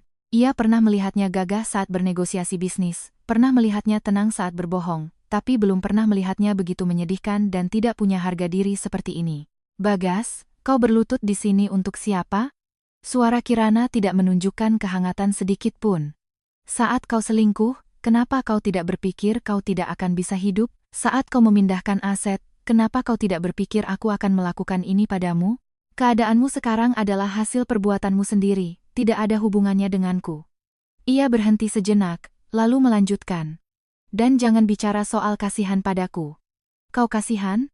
Kalau kau kasihan, kau tidak akan berjanji macam-macam pada Citra, tidak akan diam-diam memberikan harta bersama kita padanya, tidak akan membiarkanku melihat kemesraan kalian di pernikahan itu. Orang yang paling kasihan adalah aku, yang ditipu selama 5 tahun dan masih menganggapmu sebagai keluarga. Bagas berlutut di tanah, air matanya semakin deras, mulutnya terus bergumam, Nana, aku salah, aku benar-benar salah. Beri aku satu kesempatan lagi. Sekali saja. Saat itu, Satpam Menara Sendrawasih berlari menghampiri mereka, dengan hormat berkata pada Kirana, Bu Kirana, Anda tidak apa-apa, perlu kami usir dia? Kirana mengangguk, nadanya tegas.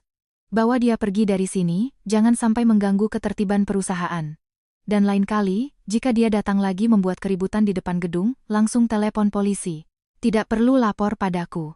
Baik, Bu. Satpam itu mengiyakan, lalu mendekati Bagas untuk menariknya. Pak, tolong berdiri dan ikut kami. Jangan mengganggu Bu Kirana di sini. Bagas masih ingin meronta, tangannya berusaha meraih ujung celana Kirana, tapi ditahan kuat oleh Satpam. Ia menatap punggung Kirana yang berbalik dan masuk ke dalam gedung, mulutnya berteriak, Nana, jangan pergi.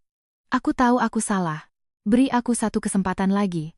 Tapi Kirana bahkan tidak menoleh, dengan cepat menghilang di balik pintu lobi.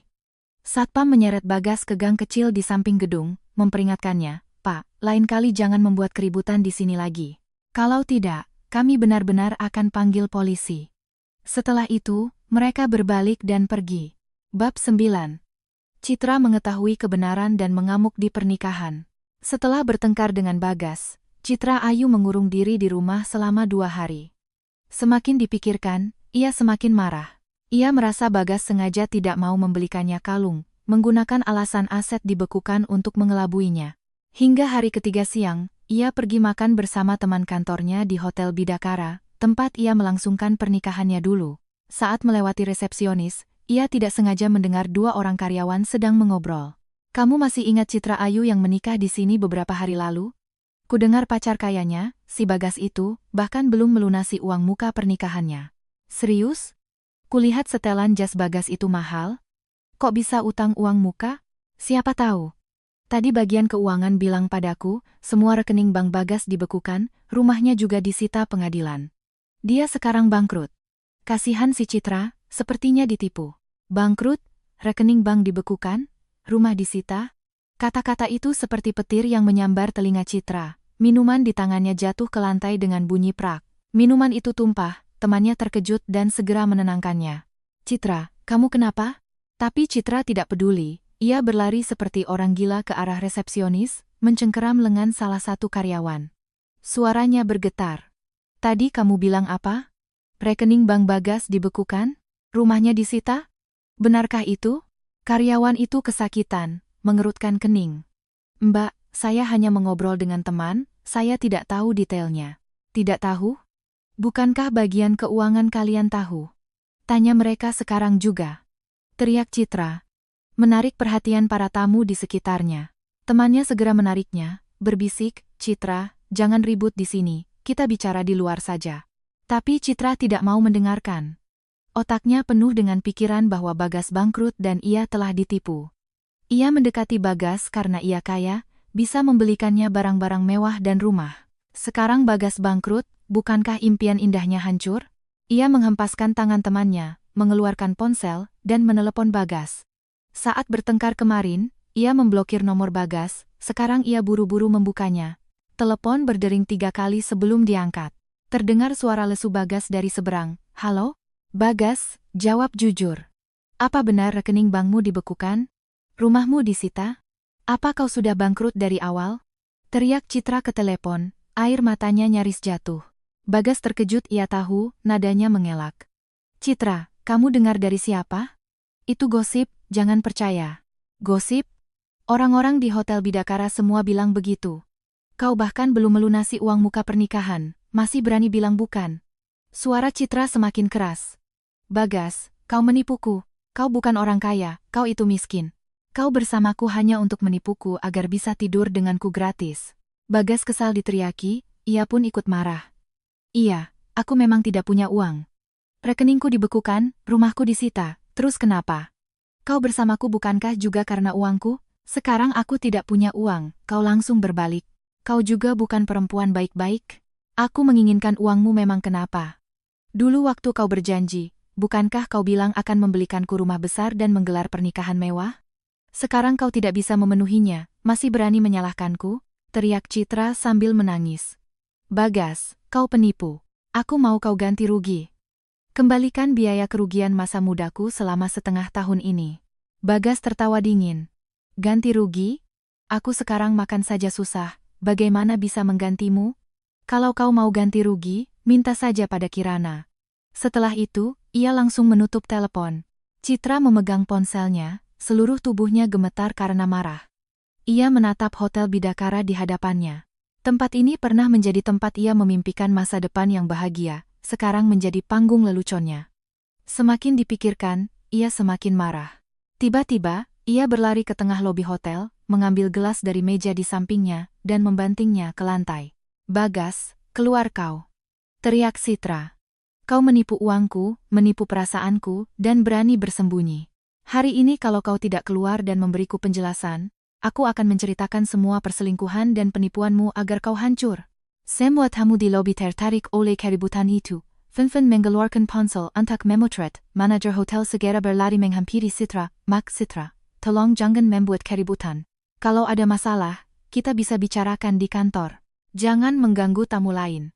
Kantor apa? Aku mau bicara di sini. Citra menghempaskan tangan manajer, suaranya semakin keras. Bagas Permana selingkuh di dalam pernikahan, menipuku untuk berpacaran dengannya, dan berbohong kalau dia kaya. Ternyata uang muka pernikahan saja tidak bisa dia bayar. Dia itu penipu. Kalian jangan sampai tertipu olehnya. Saat itu, Bagas berlari tergopoh-gopoh masuk. Staf hotel meneleponnya, mengatakan Citra membuat keributan di lobi. Ia takut masalahnya semakin besar, jadi ia segera datang. Begitu masuk, ia melihat Citra berdiri di tengah lobi, mengamuk, dikelilingi oleh orang-orang yang memotret. Wajahnya seketika memerah seperti kepiting rebus. Citra, jangan ribut lagi. Ikut aku pergi. Bagas berlari untuk menariknya, tapi Citra menghempaskan tangannya, menunjuk hidungnya dan memaki.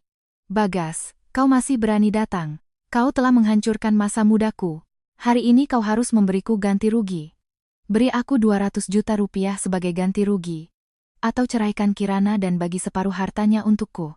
Kalau tidak, aku akan datang ke sini setiap hari agar kau tidak punya muka lagi. 200 juta? Bagi harta? Bagas tertawa karena kesal. Aku sekarang 10.000 rupiah saja tidak punya. Bagaimana bisa memberimu 200 juta? Kirana sudah lama membenciku, hartanya mana mungkin dibagi untukmu. Citra, jangan bermimpi. Aku tidak peduli. Citra menerjangnya, mencakar dan merobek pakaian Bagas. Kau harus memberiku uang. Kalau tidak, aku akan datang ke kantormu, ke rumah orang tuamu, agar semua orang tahu kau itu penipu. Bagas kesakitan dicakar, ia pun ikut marah dan mendorong Citra dengan keras. Silakan. Kau pikir aku takut? Aku sudah tidak punya apa-apa, apalagi yang kutakutkan? Kalau kau punya nyali, lakukan saja. Citra terduduk di lantai karena didorong. Melihat tatapan ganas Bagas dan pandangan aneh orang-orang di sekitarnya, ia tiba-tiba menangis. Saat itulah ia sadar, ia tidak hanya ditipu perasaannya, tapi juga menjadi bahan tertawaan orang lain. Manajer hotel segera meminta stafnya untuk membantu Citra berdiri dan menasihati Bagas. Pak Bagas, sebaiknya Anda segera membawa Mbak Citra pergi. Kalau keributan ini berlanjut, tidak akan baik untuk siapapun. Bagas menatap Citra yang menangis di lantai, hatinya dipenuhi amarah dan kejengkelan, tapi ia tidak punya pilihan. Ia berjalan mendekat dan berkata dengan dingin, "Kau mau pergi atau tidak? Kalau tidak, aku tinggal." Citra menangis sesaat, tahu bahwa membuat keributan lebih lanjut tidak ada gunanya. Ia perlahan berdiri dan mengikuti Bagas keluar dari hotel. Di luar pintu hotel, Citra menghempaskan tangan Bagas. "Bagas, aku tidak akan melepaskanmu. Tunggu saja, aku pasti akan membuatmu membayar." Setelah itu, ia berbalik dan lari. Bagas berdiri terpaku, menatap punggung Citra, lalu melihat orang-orang yang memotret di depan hotel. Ia merasa hidupnya sudah benar-benar hancur. Dikhianati, aset dibekukan, rumah disita, pacar selingkuhan berbalik melawannya. Ia sekarang seperti anjing jalanan, bahkan tidak punya tempat untuk berlindung. Bagas keluar dari hotel Bidakara seperti arwah gentayangan, berjalan tanpa tujuan di jalanan. Angin musim gugur meniup daun-daun kering ke kakinya, tapi ia tidak peduli.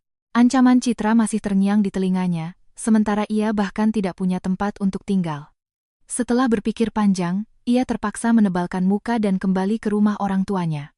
Keluarga Bagas tinggal di sebuah rumah susun di pinggiran kota. Setelah menikah, Bagas jarang pulang. Pertama, karena rumahnya kecil, dan kedua, karena ia merasa tinggal di apartemen mewah bersama Kirana lebih bergengsi. Sekarang, ia berdiri dengan kepala tertunduk di bawah gedung, menatap cahaya lampu dari jendela lantai 3, ragu sejenak sebelum akhirnya naik. Tok, tok, tok, ia mengetuk pintu. Terdengar suara ibunya dari dalam, "Siapa?" "Bu, ini aku," suara Bagas pelan seperti nyamuk. Pintu terbuka. Ibunya terkejut melihat penampilannya. "Bagas, kenapa kamu jadi begini?" Bajunya kotor, rambutnya seperti sarang burung. Bagas masuk dengan kepala tertunduk. Ayahnya sedang menonton TV di sofa. Melihatnya masuk, ia mengerutkan kening. "Bukankah kamu dinas ke Singapura? Kenapa pulang? Penampilanmu berantakan sekali." "Ayah, Ibu." Air mata Bagas langsung jatuh. Ia ambruk di lantai, menceritakan semuanya. Aset dibekukan, rumah disita. Citra membuat keributan. Ia hanya menyembunyikan detail perselingkuhannya, hanya mengatakan ia bertengkar sedikit dengan Kirana, lalu dia membekukan semuanya. Ibunya langsung meledak. Ia menepuk pahanya dan berdiri. "Apa? Beraninya si Kirana itu? Apa dia sudah tidak menganggap kita keluarga? Harta itu setengahnya milikmu, atas dasar apa dia membekukannya? Rumah itu juga kalian beli bersama, beraninya dia mengajukan sita." Ayahnya juga meletakkan remote, wajahnya muram. "Pasti Kirana yang selingkuh di luar, sengaja cari alasan untuk menjatuhkanmu. Bagas, jangan panik. Besok kita temui dia bersama-sama. Suruh dia cabut pembekuannya, dan kembalikan rumahnya. Kalau tidak, kita datangi kantornya, buat dia malu." Hati Bagas sedikit lega. Ia mengangguk cepat. "Ayah, Ibu, memang cuma kalian yang sayang padaku. Kirana sekarang tidak mau bicara denganku. Kalau kalian yang bicara, pasti berhasil." Keesokan paginya, ayah dan ibu Bagas mengenakan pakaian terbaik mereka, mengikuti Bagas menuju Menara Cendrawasih. Sampai di bawah gedung, ibunya langsung menyerbu masuk, tapi dihentikan oleh resepsionis. "Maaf, Bu, ada janji temu?" "Janji temu apa?" "Kami cari Kirana. Suruh dia keluar." Teriak ibunya sambil berkacak pinggang, suaranya menggema di seluruh lobi. "Kirana, keluar kamu. Beraninya kau menindas anakku. Kau ambil semua uang dan rumah anakku, lalu mau bersembunyi, ya. Para pekerja kantoran di sekitar mulai berkerumun, menunjuk-nunjuk mereka.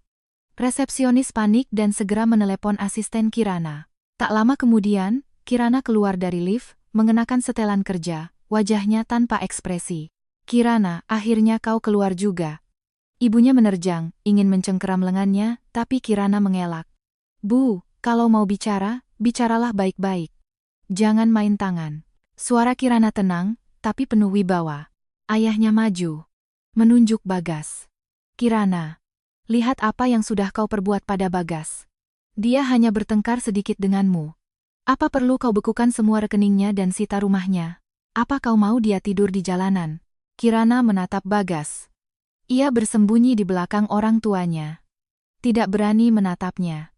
Kirana tersenyum dingin. Bertengkar? Ayah, ibu, kalian tahu kami bertengkar karena apa? Ia mengeluarkan tablet dari tasnya, membuka riwayat obrolan dan foto yang sudah ia simpan, lalu memberikannya pada orang tua Bagas. Lihat sendiri, anak kalian bilang mau dinas ke Singapura, ternyata pergi menemani Citra Ayu di pernikahannya. Dia diam-diam membuat rekening bank, menggunakan tabungan bersama kita, untuk membelikan Citra kalung dan membayar sewa apartemennya. Dia bahkan bilang pada Citra, setelah cerai dariku, rumah itu akan menjadi miliknya. Semua ini perbuatannya. Apa kalian masih merasa aku yang menindasnya? Ibu Bagas menatap riwayat obrolan di tablet, wajahnya perlahan memucat, tapi mulutnya masih membela. Ini pasti palsu. Kau yang mengeditnya untuk menjebak Bagas. Palsu atau tidak, kalian bisa tanya pada Bagas. Kirana mengarahkan tablet itu pada Bagas. Bagas, apa obrolan ini kau yang tulis? Apa foto-foto ini kau yang ambil bersama Citra? Berani kau bilang tidak? Wajah Bagas memerah padam, kepalanya semakin tertunduk, mulutnya tergagap, tidak bisa berkata apa-apa. Melihat reaksinya, ayah dan ibunya tahu itu semua benar. Tangan ibunya mulai gemetar, menunjuk Bagas. Kau, anak ini, bagaimana bisa kau melakukan hal seperti ini? Apa kau tidak kasihan pada Kirana? Bu. Bagas panik. Sekarang bukan waktunya membahas itu. Kirana sudah membekukan semuanya. Aku bahkan tidak bisa makan. Tidak bisa makan itu salahmu sendiri, kata Kirana dingin. Kau selingkuh di dalam pernikahan dan mencoba memindahkan harta bersama. Menurut hukum, aku tidak hanya bisa mengajukan sita marital, saat bercerai nanti aku bahkan bisa membuatmu mendapat bagian lebih sedikit atau tidak sama sekali.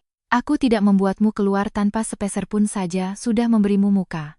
Ia berhenti sejenak, menatap ayah dan ibu Bagas. Ayah, ibu, aku tahu kalian sayang pada anak kalian, tapi sayang juga harus ada alasannya. Masalah ini Bagas yang salah. Aku tidak akan mencabut pembekuan aset, juga tidak akan mencabut sita rumah. Selanjutnya, aku akan mengajukan gugatan cerai. Biarkan pengadilan yang memutuskan. Kalau kalian mau membuat keributan, aku siap melayani. Tapi pada akhirnya, yang akan malu adalah Bagas dan keluarga kalian. Orang-orang di sekitar mengangguk setuju. Seseorang berbisik, Bu Kirana benar. Suaminya yang selingkuh duluan. Orang tuanya juga terlalu membela anak. Wajah ayah dan ibu Bagas memerah padam, mereka tidak punya muka lagi untuk membuat keributan. Mereka menarik Bagas dan berjalan keluar. Sampai di pintu lobi, ibunya menoleh dan menatap Kirana dengan tajam. Kirana, tunggu saja. Masalah ini belum selesai. Kirana tidak peduli, ia berbalik dan kembali ke kantornya. Duduk di kursinya. Ia mengambil air hangat di mejanya dan meminumnya. Keributan keluarga Bagas tidak membuatnya kesal, justru semakin memantapkan keputusannya untuk bercerai. Ia mengeluarkan ponsel dan mengirim pesan ke Pak Budi. Pak Budi, tolong segera siapkan surat gugatan cerai. Saya ingin sidang secepatnya. Sementara itu, Bagas diseret oleh orang tuanya keluar dari gedung. Ayahnya diam sepanjang jalan. Sampai di bawah, ia menendang Bagas dengan keras. Anak tidak berguna. Rumah tangga yang baik kau hancurkan sendiri. Sekarang bagus, Kirana mau menceraikanmu, kau tidak akan dapat apa-apa. Bagas memegangi kakinya. Air matanya kembali jatuh. Setelah ditendang ayahnya, Bagas pulang dengan lesu ke rumah orang tuanya. Begitu masuk, orang tuanya duduk di sofa menangis, sementara ayahnya merokok di pojok, tak ada yang mempedulikannya. Ia meringkuk di sudut, mengeluarkan ponsel, ingin mengirim pesan pada Citra, tapi menyadari ia sudah lama diblokir.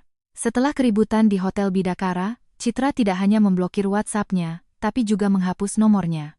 Ia tidak menyerah, meminjam ponsel ibunya dan mengirim SMS ke Citra dari nomor tak dikenal.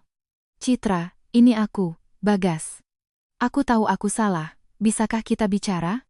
Aku punya cara untuk mendapatkan uang, nanti ku bagi setengah. Ia tahu Citra serakah, hanya umpan uang yang bisa memancingnya. Tidak sampai 10 menit, Citra membalas SMS. Bicara? Boleh. Kau pilih tempatnya. Jangan coba-coba menipuku. Bagas segera membalas. Jam 3 sore di pendopo Taman Kota. Ia sengaja memilih tempat yang sepi, takut Citra akan membuat keributan lagi di tempat umum. Pukul 14.30, dengan Rp50.000 pemberian ibunya di saku, Bagas tiba lebih awal di pendopo. Ia mengenakan jaket bekas ayahnya, celananya sudah pudar warnanya, sangat berbeda dari penampilannya dulu. Tepat pukul 3, Citra datang. Ia mengenakan mantel bermerek, menenteng tas model terbaru. Melihat penampilan Bagas yang seperti itu, ia mengerutkan kening dan mundur selangkah. Penampilanmu seperti apa ini? Katanya punya cara dapat uang? Mana uangnya? Bagas segera menariknya duduk, merendahkan suaranya. Citra, jangan buru-buru. Aku punya cara. Kirana kan mau menceraikanku. Asalkan kau mau membantuku bilang di pengadilan bahwa Kirana yang selingkuh duluan, dan aku terpaksa melakukannya, nanti saat pembagian harta aku bisa dapat bagian. Nanti ku beri kau 50 juta, bagaimana? Citra tertawa dingin. Kau pikir aku bodoh? Kirana punya bukti perselingkuhanmu, bagaimana aku bisa bilang begitu di pengadilan? Lagi pula, 50 juta? Kalung yang kau janjikan saja harganya lebih dari itu. Bagas, kalau kau tidak bisa memberiku ganti rugi 200 juta, kita tidak akan selesai. 200 juta? Aku sekarang makan saja susah, bagaimana bisa memberimu 200 juta? Bagas panik. Citra, bisakah kau mengerti aku sedikit? Tunggu aku dapat bagian harta, pasti akan kuberikan lebih banyak. Mengertimu? Siapa yang mengerti aku? Citra berdiri, menunjuk hidungnya dan memaki. Aku bersamamu setengah tahun, tidak dapat apa-apa, malah ditipu habis-habisan. Sekarang kau mau aku membantumu menipu pengadilan? Jangan harap, kalau hari ini kau tidak bisa memberiku uang, aku akan datang ke kantormu, biar kau dipecat. Mendengar ancaman akan datang ke kantor, Bagas panik. Ia baru saja mendapat pekerjaan baru bulan lalu. Jika teman-teman kantornya tahu ia selingkuh dan menipu, ia pasti akan dipecat. Ia segera menahan Citra. Citra, jangan ke kantor. Aku akan tulis surat utang, bagaimana? Aku berutang padamu 200 juta, begitu aku punya uang, akan kubayar, plus bunganya. Citra ragu sejenak, berpikir surat utang lebih baik daripada tidak sama sekali. Baiklah. Tulis sekarang juga. Harus jelas, lunas dalam setahun. Kalau tidak, aku akan menuntutmu ke pengadilan.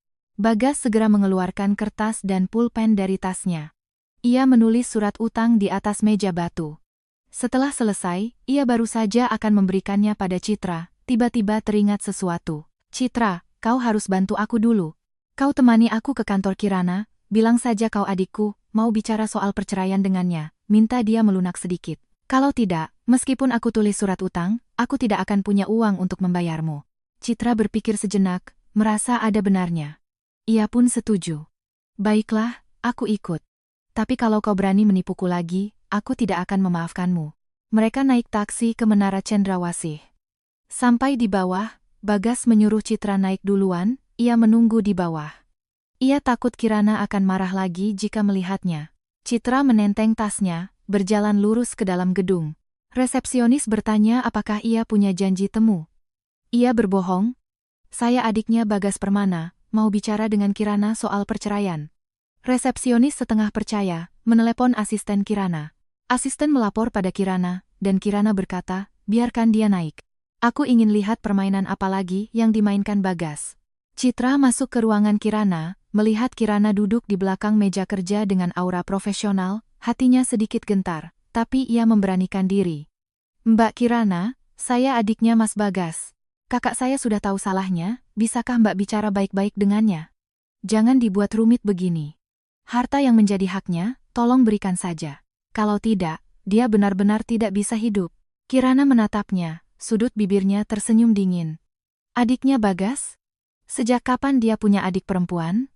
Lagi pula, apa urusanku dia bisa hidup atau tidak? Dia selingkuh di dalam pernikahan, memindahkan aset. Keadaannya sekarang adalah balasan yang pantas ia terima. Wajah Citra memerah. Ia buru-buru berkata, "Mbak Kirana, saya tahu kakak saya salah, tapi dia sudah sadar. Tolong beri dia satu kesempatan." "Kesempatan?" Kirana memotongnya, mengeluarkan tablet dari laci, membuka riwayat obrolannya dengan Bagas. "Riwayat obrolanmu dengan Bagas ada di sini semua. Kau bilang kau adiknya? Sepertinya lebih tepat disebut selingkuhannya, ya? Citra Ayu, kau pikir dengan datang ke sini bersamanya untuk menipuku, kau akan dapat uang? Ku bilang padamu, tidak mungkin." Wajah Citra seketika pucat pasi. Ia tidak menyangka Kirana tahu namanya, bahkan masih menyimpan riwayat obrolan mereka. Ia ingin berbalik dan lari, tapi Kirana memanggilnya. "Tunggu, surat utang di tanganmu itu tulisan Bagas, kan?" Citra tanpa sadar meraba sakunya. Kirana melanjutkan, "Dia berutang padamu 200 juta. Saranku, lebih baik kau segera tuntut dia ke pengadilan. Kalau tidak, saat dia bahkan tidak bisa makan, surat utang itu hanya akan menjadi selembar kertas tak berguna. Oh ya, aku ingatkan. Bagas sekarang tidak punya pekerjaan, tidak punya aset. Meskipun kau menang di pengadilan, kau tidak akan dapat uang." Citra berdiri terpaku, otaknya kosong. Baru saat itulah ia sadar ia telah ditipu lagi oleh Bagas. Ia sama sekali tidak berniat membayarnya, hanya ingin memanfaatkannya untuk menipu Kirana. Ia gemetar karena marah, berbalik dan lari keluar dari kantor. Turun ke bawah, ia melihat Bagas masih menunggu. Ia langsung menamparnya. "Bagas, kau menipuku lagi.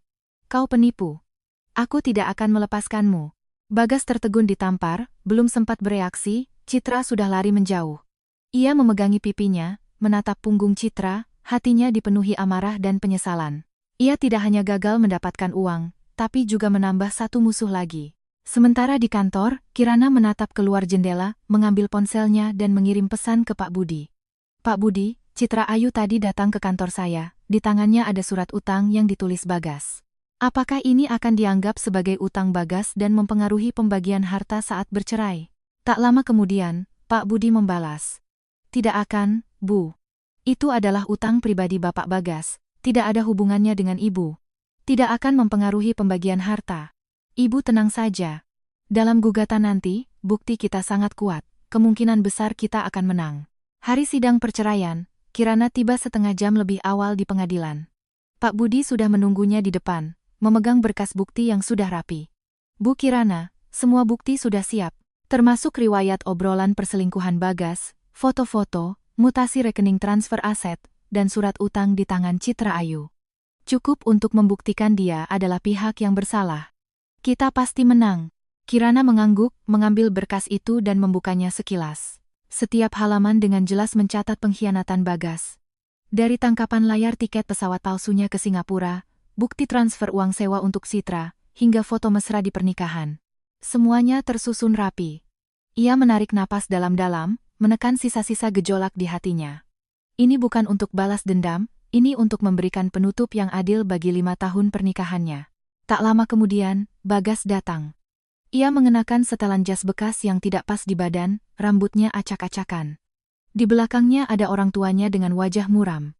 Melihat Kirana, tatapannya menghindar, tapi ia tetap memberanikan diri mendekat. "Nana, bisakah kita bicara pribadi, jangan sampai ke pengadilan." Kirana tidak peduli, ia mengikuti Pak Budi masuk ke ruang sidang. Setelah bel berbunyi, hakim duduk, dan sidang dimulai. Pertama, Pak Budi menyampaikan gugatannya. Penggugat, Kirana Wijaya, memohon agar majelis hakim mengabulkan perceraian dengan tergugat, Bagas Permana, dengan alasan tergugat telah berselingkuh dan melakukan tindakan pemindahan harta bersama yang sangat merugikan hak-hak penggugat. Selain itu, penggugat menuntut agar tergugat, sebagai pihak yang bersalah, mendapat bagian lebih sedikit atau tidak sama sekali dari harta bersama. 2 properti dan seluruh tabungan harus menjadi milik penggugat. Utang pribadi tergugat kepada Citra Ayu sebesar 200 juta rupiah tidak ada hubungannya dengan penggugat. Mendengar tuntutan itu, Bagas langsung panik. "Hakim, saya tidak selingkuh. Foto-foto itu editan, obrolan itu Citra yang memaksa saya. Harta itu milik kami bersama, saya berhak mendapat setengah." Pak Budi segera menunjukkan berkas bukti, satu persatu dipaparkan di hadapan hakim dan majelis. "Yang mulia, mohon lihat. Ini adalah salinan riwayat obrolan WhatsApp antara tergugat dan Citra Ayu yang telah disahkan oleh notaris, berlangsung selama 6 bulan, berisi rencana perselingkuhan dan pemindahan aset. Ini adalah rekaman CCTV dari Hotel Bidakara saat pernikahan, di mana tergugat sebagai sahabat karib menemani mempelai wanita sepanjang acara dengan gestur mesra. Ini adalah mutasi rekening bank BCA yang dibuat diam-diam oleh tergugat, di mana bonus sebesar 250 juta rupiah digunakan untuk membeli hadiah dan membayar sewa apartemen Citra Ayu, yang merupakan tindakan pemindahan harta bersama. Setiap bukti memiliki legalitas yang kuat. Wajah Bagas semakin pucat. Saat giliran ibunya berbicara, ia masih ingin membuat keributan. Hakim, Kirana ini yang jahat. Dia pasti sudah punya selingkuhan lain, makanya mau menyingkirkan anak saya. Hakim mengetuk palu. Saksi dari pihak tergugat, harap perhatikan ucapan Anda. Tanpa bukti, tidak boleh menuduh sembarangan. Apakah penggugat memiliki bukti tambahan? Kirana berdiri, dengan tenang berkata, Yang Mulia, saya ingin menambahkan satu bukti. Tergugat pernah mencoba membawa sertifikat apartemen Puri Indah untuk digadaikan, tapi saya mengetahuinya. Ada saksi dari pihak keamanan kompleks yang bisa bersaksi. Selain itu, selama masa perkawinan, tergugat sering menyembunyikan kondisi keuangannya dari saya, bahkan memblokir kartu tambahan yang saya pegang. Ini cukup membuktikan niatnya untuk memindahkan aset sudah ada sejak lama. Bagas benar-benar kehilangan keberanian, terduduk lemas di kursi tergugat, mulutnya terus bergumam, "Aku tidak sengaja. Aku hanya khilaf sesaat." Sidang berlanjut hingga sore. Hakim mengumumkan skor selama setengah jam sebelum membacakan putusan. Saat semua kembali ke ruang sidang, tangan Bagas gemetar. Ibunya masih berbisik, berdoa agar bisa dapat satu rumah. Hakim mengambil surat putusan, suaranya jelas dan tegas. Setelah memeriksa bukti-bukti, terbukti bahwa tergugat, Bagas Permana, selama masa perkawinan telah menjalin hubungan tidak pantas dengan pihak ketiga, Citra Ayu, dan telah melakukan tindakan pemindahan harta bersama. Fakta jelas, bukti cukup. Berdasarkan Pasal 39 dan Pasal 37 Undang-Undang Perkawinan Republik Indonesia, dengan ini memutuskan sebagai berikut. 1. Mengabulkan gugatan cerai penggugat, Kirana Wijaya, terhadap tergugat, Bagas Permana. 2. Harta bersama berupa apartemen Puri Indah, Villa Mutiara Sentul, dan seluruh tabungan, jatuh ke tangan penggugat, Kirana Wijaya. 3. Utang tergugat, Bagas Permana, kepada Citra Ayu sebesar 200 juta rupiah, adalah utang pribadi, dan menjadi tanggung jawab tergugat sepenuhnya. 4. Biaya perkara dibebankan kepada tergugat, Bagas Permana. Tok. Palu diketuk, putusan sah. Bagas tertegun sejenak, lalu tiba-tiba menerjang ke arah Kirana. Kenapa? Harta itu ada bagianku. Kau tidak bisa mengusirku begitu saja. Petugas keamanan segera menahannya. Ayahnya di tempat langsung menamparnya. Anak tidak berguna. Sekarang kau puas. Rumah hilang. Uang hilang. Hidupmu hancur. Ibunya ambruk di lantai menangis, nasibku kenapa begini sengsara. Suasana menjadi kacau. Kirana tidak melirik mereka lagi, ia mengikuti Pak Budi keluar dari ruang sidang. Sinar matahari di luar terasa hangat, angin musim gugur menyapu wajahnya. Akhirnya ia bisa bernapas lega. Setelah sekian lama, akhirnya selesai. Pak Budi tersenyum. Bu Kirana, selamat. Anda tidak hanya berhasil bercerai, tapi juga mempertahankan semua aset Anda. Selanjutnya, jika Bagas berani mengganggu Anda, kita bisa mengajukan perintah perlindungan. Kirana mengangguk, mengeluarkan ponsel dan mengirim pesan pada sahabatnya, Maya. Selesai. Aku menang. Tak lama kemudian balasan masuk. Bagus sekali. Nanti malam aku traktir makan untuk merayakan kebebasanmu. Ia menatap gedung-gedung tinggi di kejauhan, sudut bibirnya tersenyum tulus, senyum yang sudah lama hilang. 5 tahun terakhir seperti mimpi buruk. Sekarang, mimpi buruk itu telah usai. Ia akhirnya bisa melepaskan beban dan melakukan apa yang ia inginkan. Rencana promosi yang tertunda, perjalanan yang ia impikan, dan kursus melukis yang selalu ia inginkan, semua bisa dimulai kembali. Sementara di dalam pengadilan, Bagas digiring keluar oleh petugas. Ia berdiri di depan gedung pengadilan, menatap punggung orang tuanya yang penuh kekecewaan, teringat Citra yang menagih utang dengan surat di tangannya, dan pekerjaannya yang hilang. Tiba-tiba ia berjongkok di tanah dan menangis meraung-raung. 3 bulan setelah putusan cerai, Kirana pindah ke apartemen Puri Indah yang telah direnovasi ulang. Tirai putih baru di jendela ruang tamu membiarkan sinar matahari masuk, menyinari sofa berwarna abu-abu muda. Di atas meja kopi, Tergeletak lukisan cat minyak hasil karyanya, sebuah lukisan bunga matahari yang mekar dengan warna cerah yang menyilaukan. Nana, dekorasi apartemenmu ini keren sekali. Maya memeluk bantal sofa, memegang segelas anggur merah yang baru dibuka. Dulu kau bilang mau mengubah tempat ini sesuai seleramu, aku sempat khawatir kau belum bisa move on. Ternyata aku salah. Kirana tersenyum, menuangkan segelas anggur untuknya. Sudah lama move on. Masa-masa itu memang berat, tapi juga membuatku sadar, wanita memang harus mandiri. Oh ya, bulan lalu aku dipromosikan jadi manajer departemen, gajiku naik lumayan. Nanti kita bisa sering jalan-jalan. Serius? Keren banget. Maya memeluknya dengan antusias. Aku tahu kau pasti bisa. Tidak seperti orang itu, sekarang masih terpuruk di lumpur. Orang itu yang dimaksud Maya adalah Bagas. Sejak bercerai, Bagas benar-benar menjadi pecundang. Saat mencari kerja, perusahaan yang ia lamar selalu memeriksa latar belakangnya dan mengetahui riwayat perselingkuhan serta pemindahan asetnya. Bahkan untuk posisi staf biasa pun ia tidak diterima. Akhirnya, ia terpaksa menjadi kuli bangunan, setiap hari mengangkat semen dan batu bata hingga punggungnya sakit. Malamnya, ia tinggal di sebuah kamar kos seharga 300.000 sebulan, di sebuah gang sempit yang gelap dan lembab. Yang lebih buruk, Citra Ayu menuntutnya ke pengadilan dengan surat utang itu. Pengadilan memutuskan Bagas harus melunasi 200 juta rupiah dalam 10 hari. Tapi ia bahkan tidak punya uang untuk makan, bagaimana bisa membayarnya? Akhirnya, ia masuk ke dalam daftar hitam BI checking, tidak bisa melakukan transaksi bernilai tinggi, bahkan naik kereta atau menginap di hotel pun tidak bisa. Ibunya tidak tahan dengan kondisi itu, setiap hari di rumah menangis dan mengumpat. Ayahnya juga sudah malas mengurusnya. Setiap kali bertemu, mereka selalu bertengkar. Suatu kali, Bagas terluka kakinya di lokasi proyek, ia meminta orang tuanya menemaninya ke rumah sakit. Tapi ibunya hanya berkata, itu ulahmu sendiri, tanggung sendiri, jangan ganggu kami. Malam itu, Bagas berjalan terpincang-pincang di jalanan, melihat layar besar di sebuah mal menayangkan sebuah iklan. Kirana, sebagai manajer perusahaan, sedang diwawancarai. Ia mengenakan setelan yang elegan, berbicara dengan percaya diri dan fasih, matanya penuh cahaya. Ia berdiri di sana, menatap lama, air matanya akhirnya tak tertahankan lagi. Ia teringat dulu, setiap kali ia lembur, Kirana selalu menyisakan lampu untuknya, memasakkan bubur yang menyehatkan lambungnya, dan mendukung semua keputusannya. Tapi ia malah menganggap kebaikannya sebagai hal yang biasa, menggunakan kepercayaannya untuk hal yang sia-sia. Sekarang ia baru sadar, yang ia hilangkan adalah kebahagiaan yang tidak akan pernah bisa ia temukan lagi seumur hidupnya. Dan nasib Citra Ayu pun tidak lebih baik. Setelah menuntut Bagas, ia tidak hanya tidak mendapatkan sepeser pun, tapi juga menjadi bahan gunjingan teman-teman kantornya karena keributan yang ia buat di Hotel Bidakara.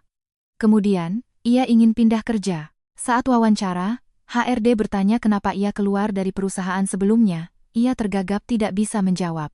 Akhirnya, ia hanya bisa bekerja di sebuah perusahaan kecil sebagai staf administrasi dengan gaji yang lebih rendah dari sebelumnya.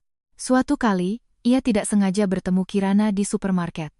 Saat itu, Kirana sedang memilih buah bersama Maya, mengenakan gaun sederhana dengan penampilan yang anggun. Citra tanpa sadar ingin bersembunyi, tapi Kirana sudah melihatnya. Mbak Citra, lama tidak bertemu. Suara Kirana tenang, tanpa permusuhan. Citra tersenyum canggung. Mbak Kirana, lama tidak bertemu.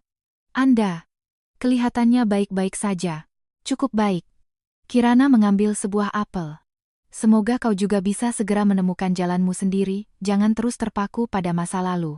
Setelah itu, Kirana dan Maya pergi. Citra menatap punggungnya, hatinya campur aduk.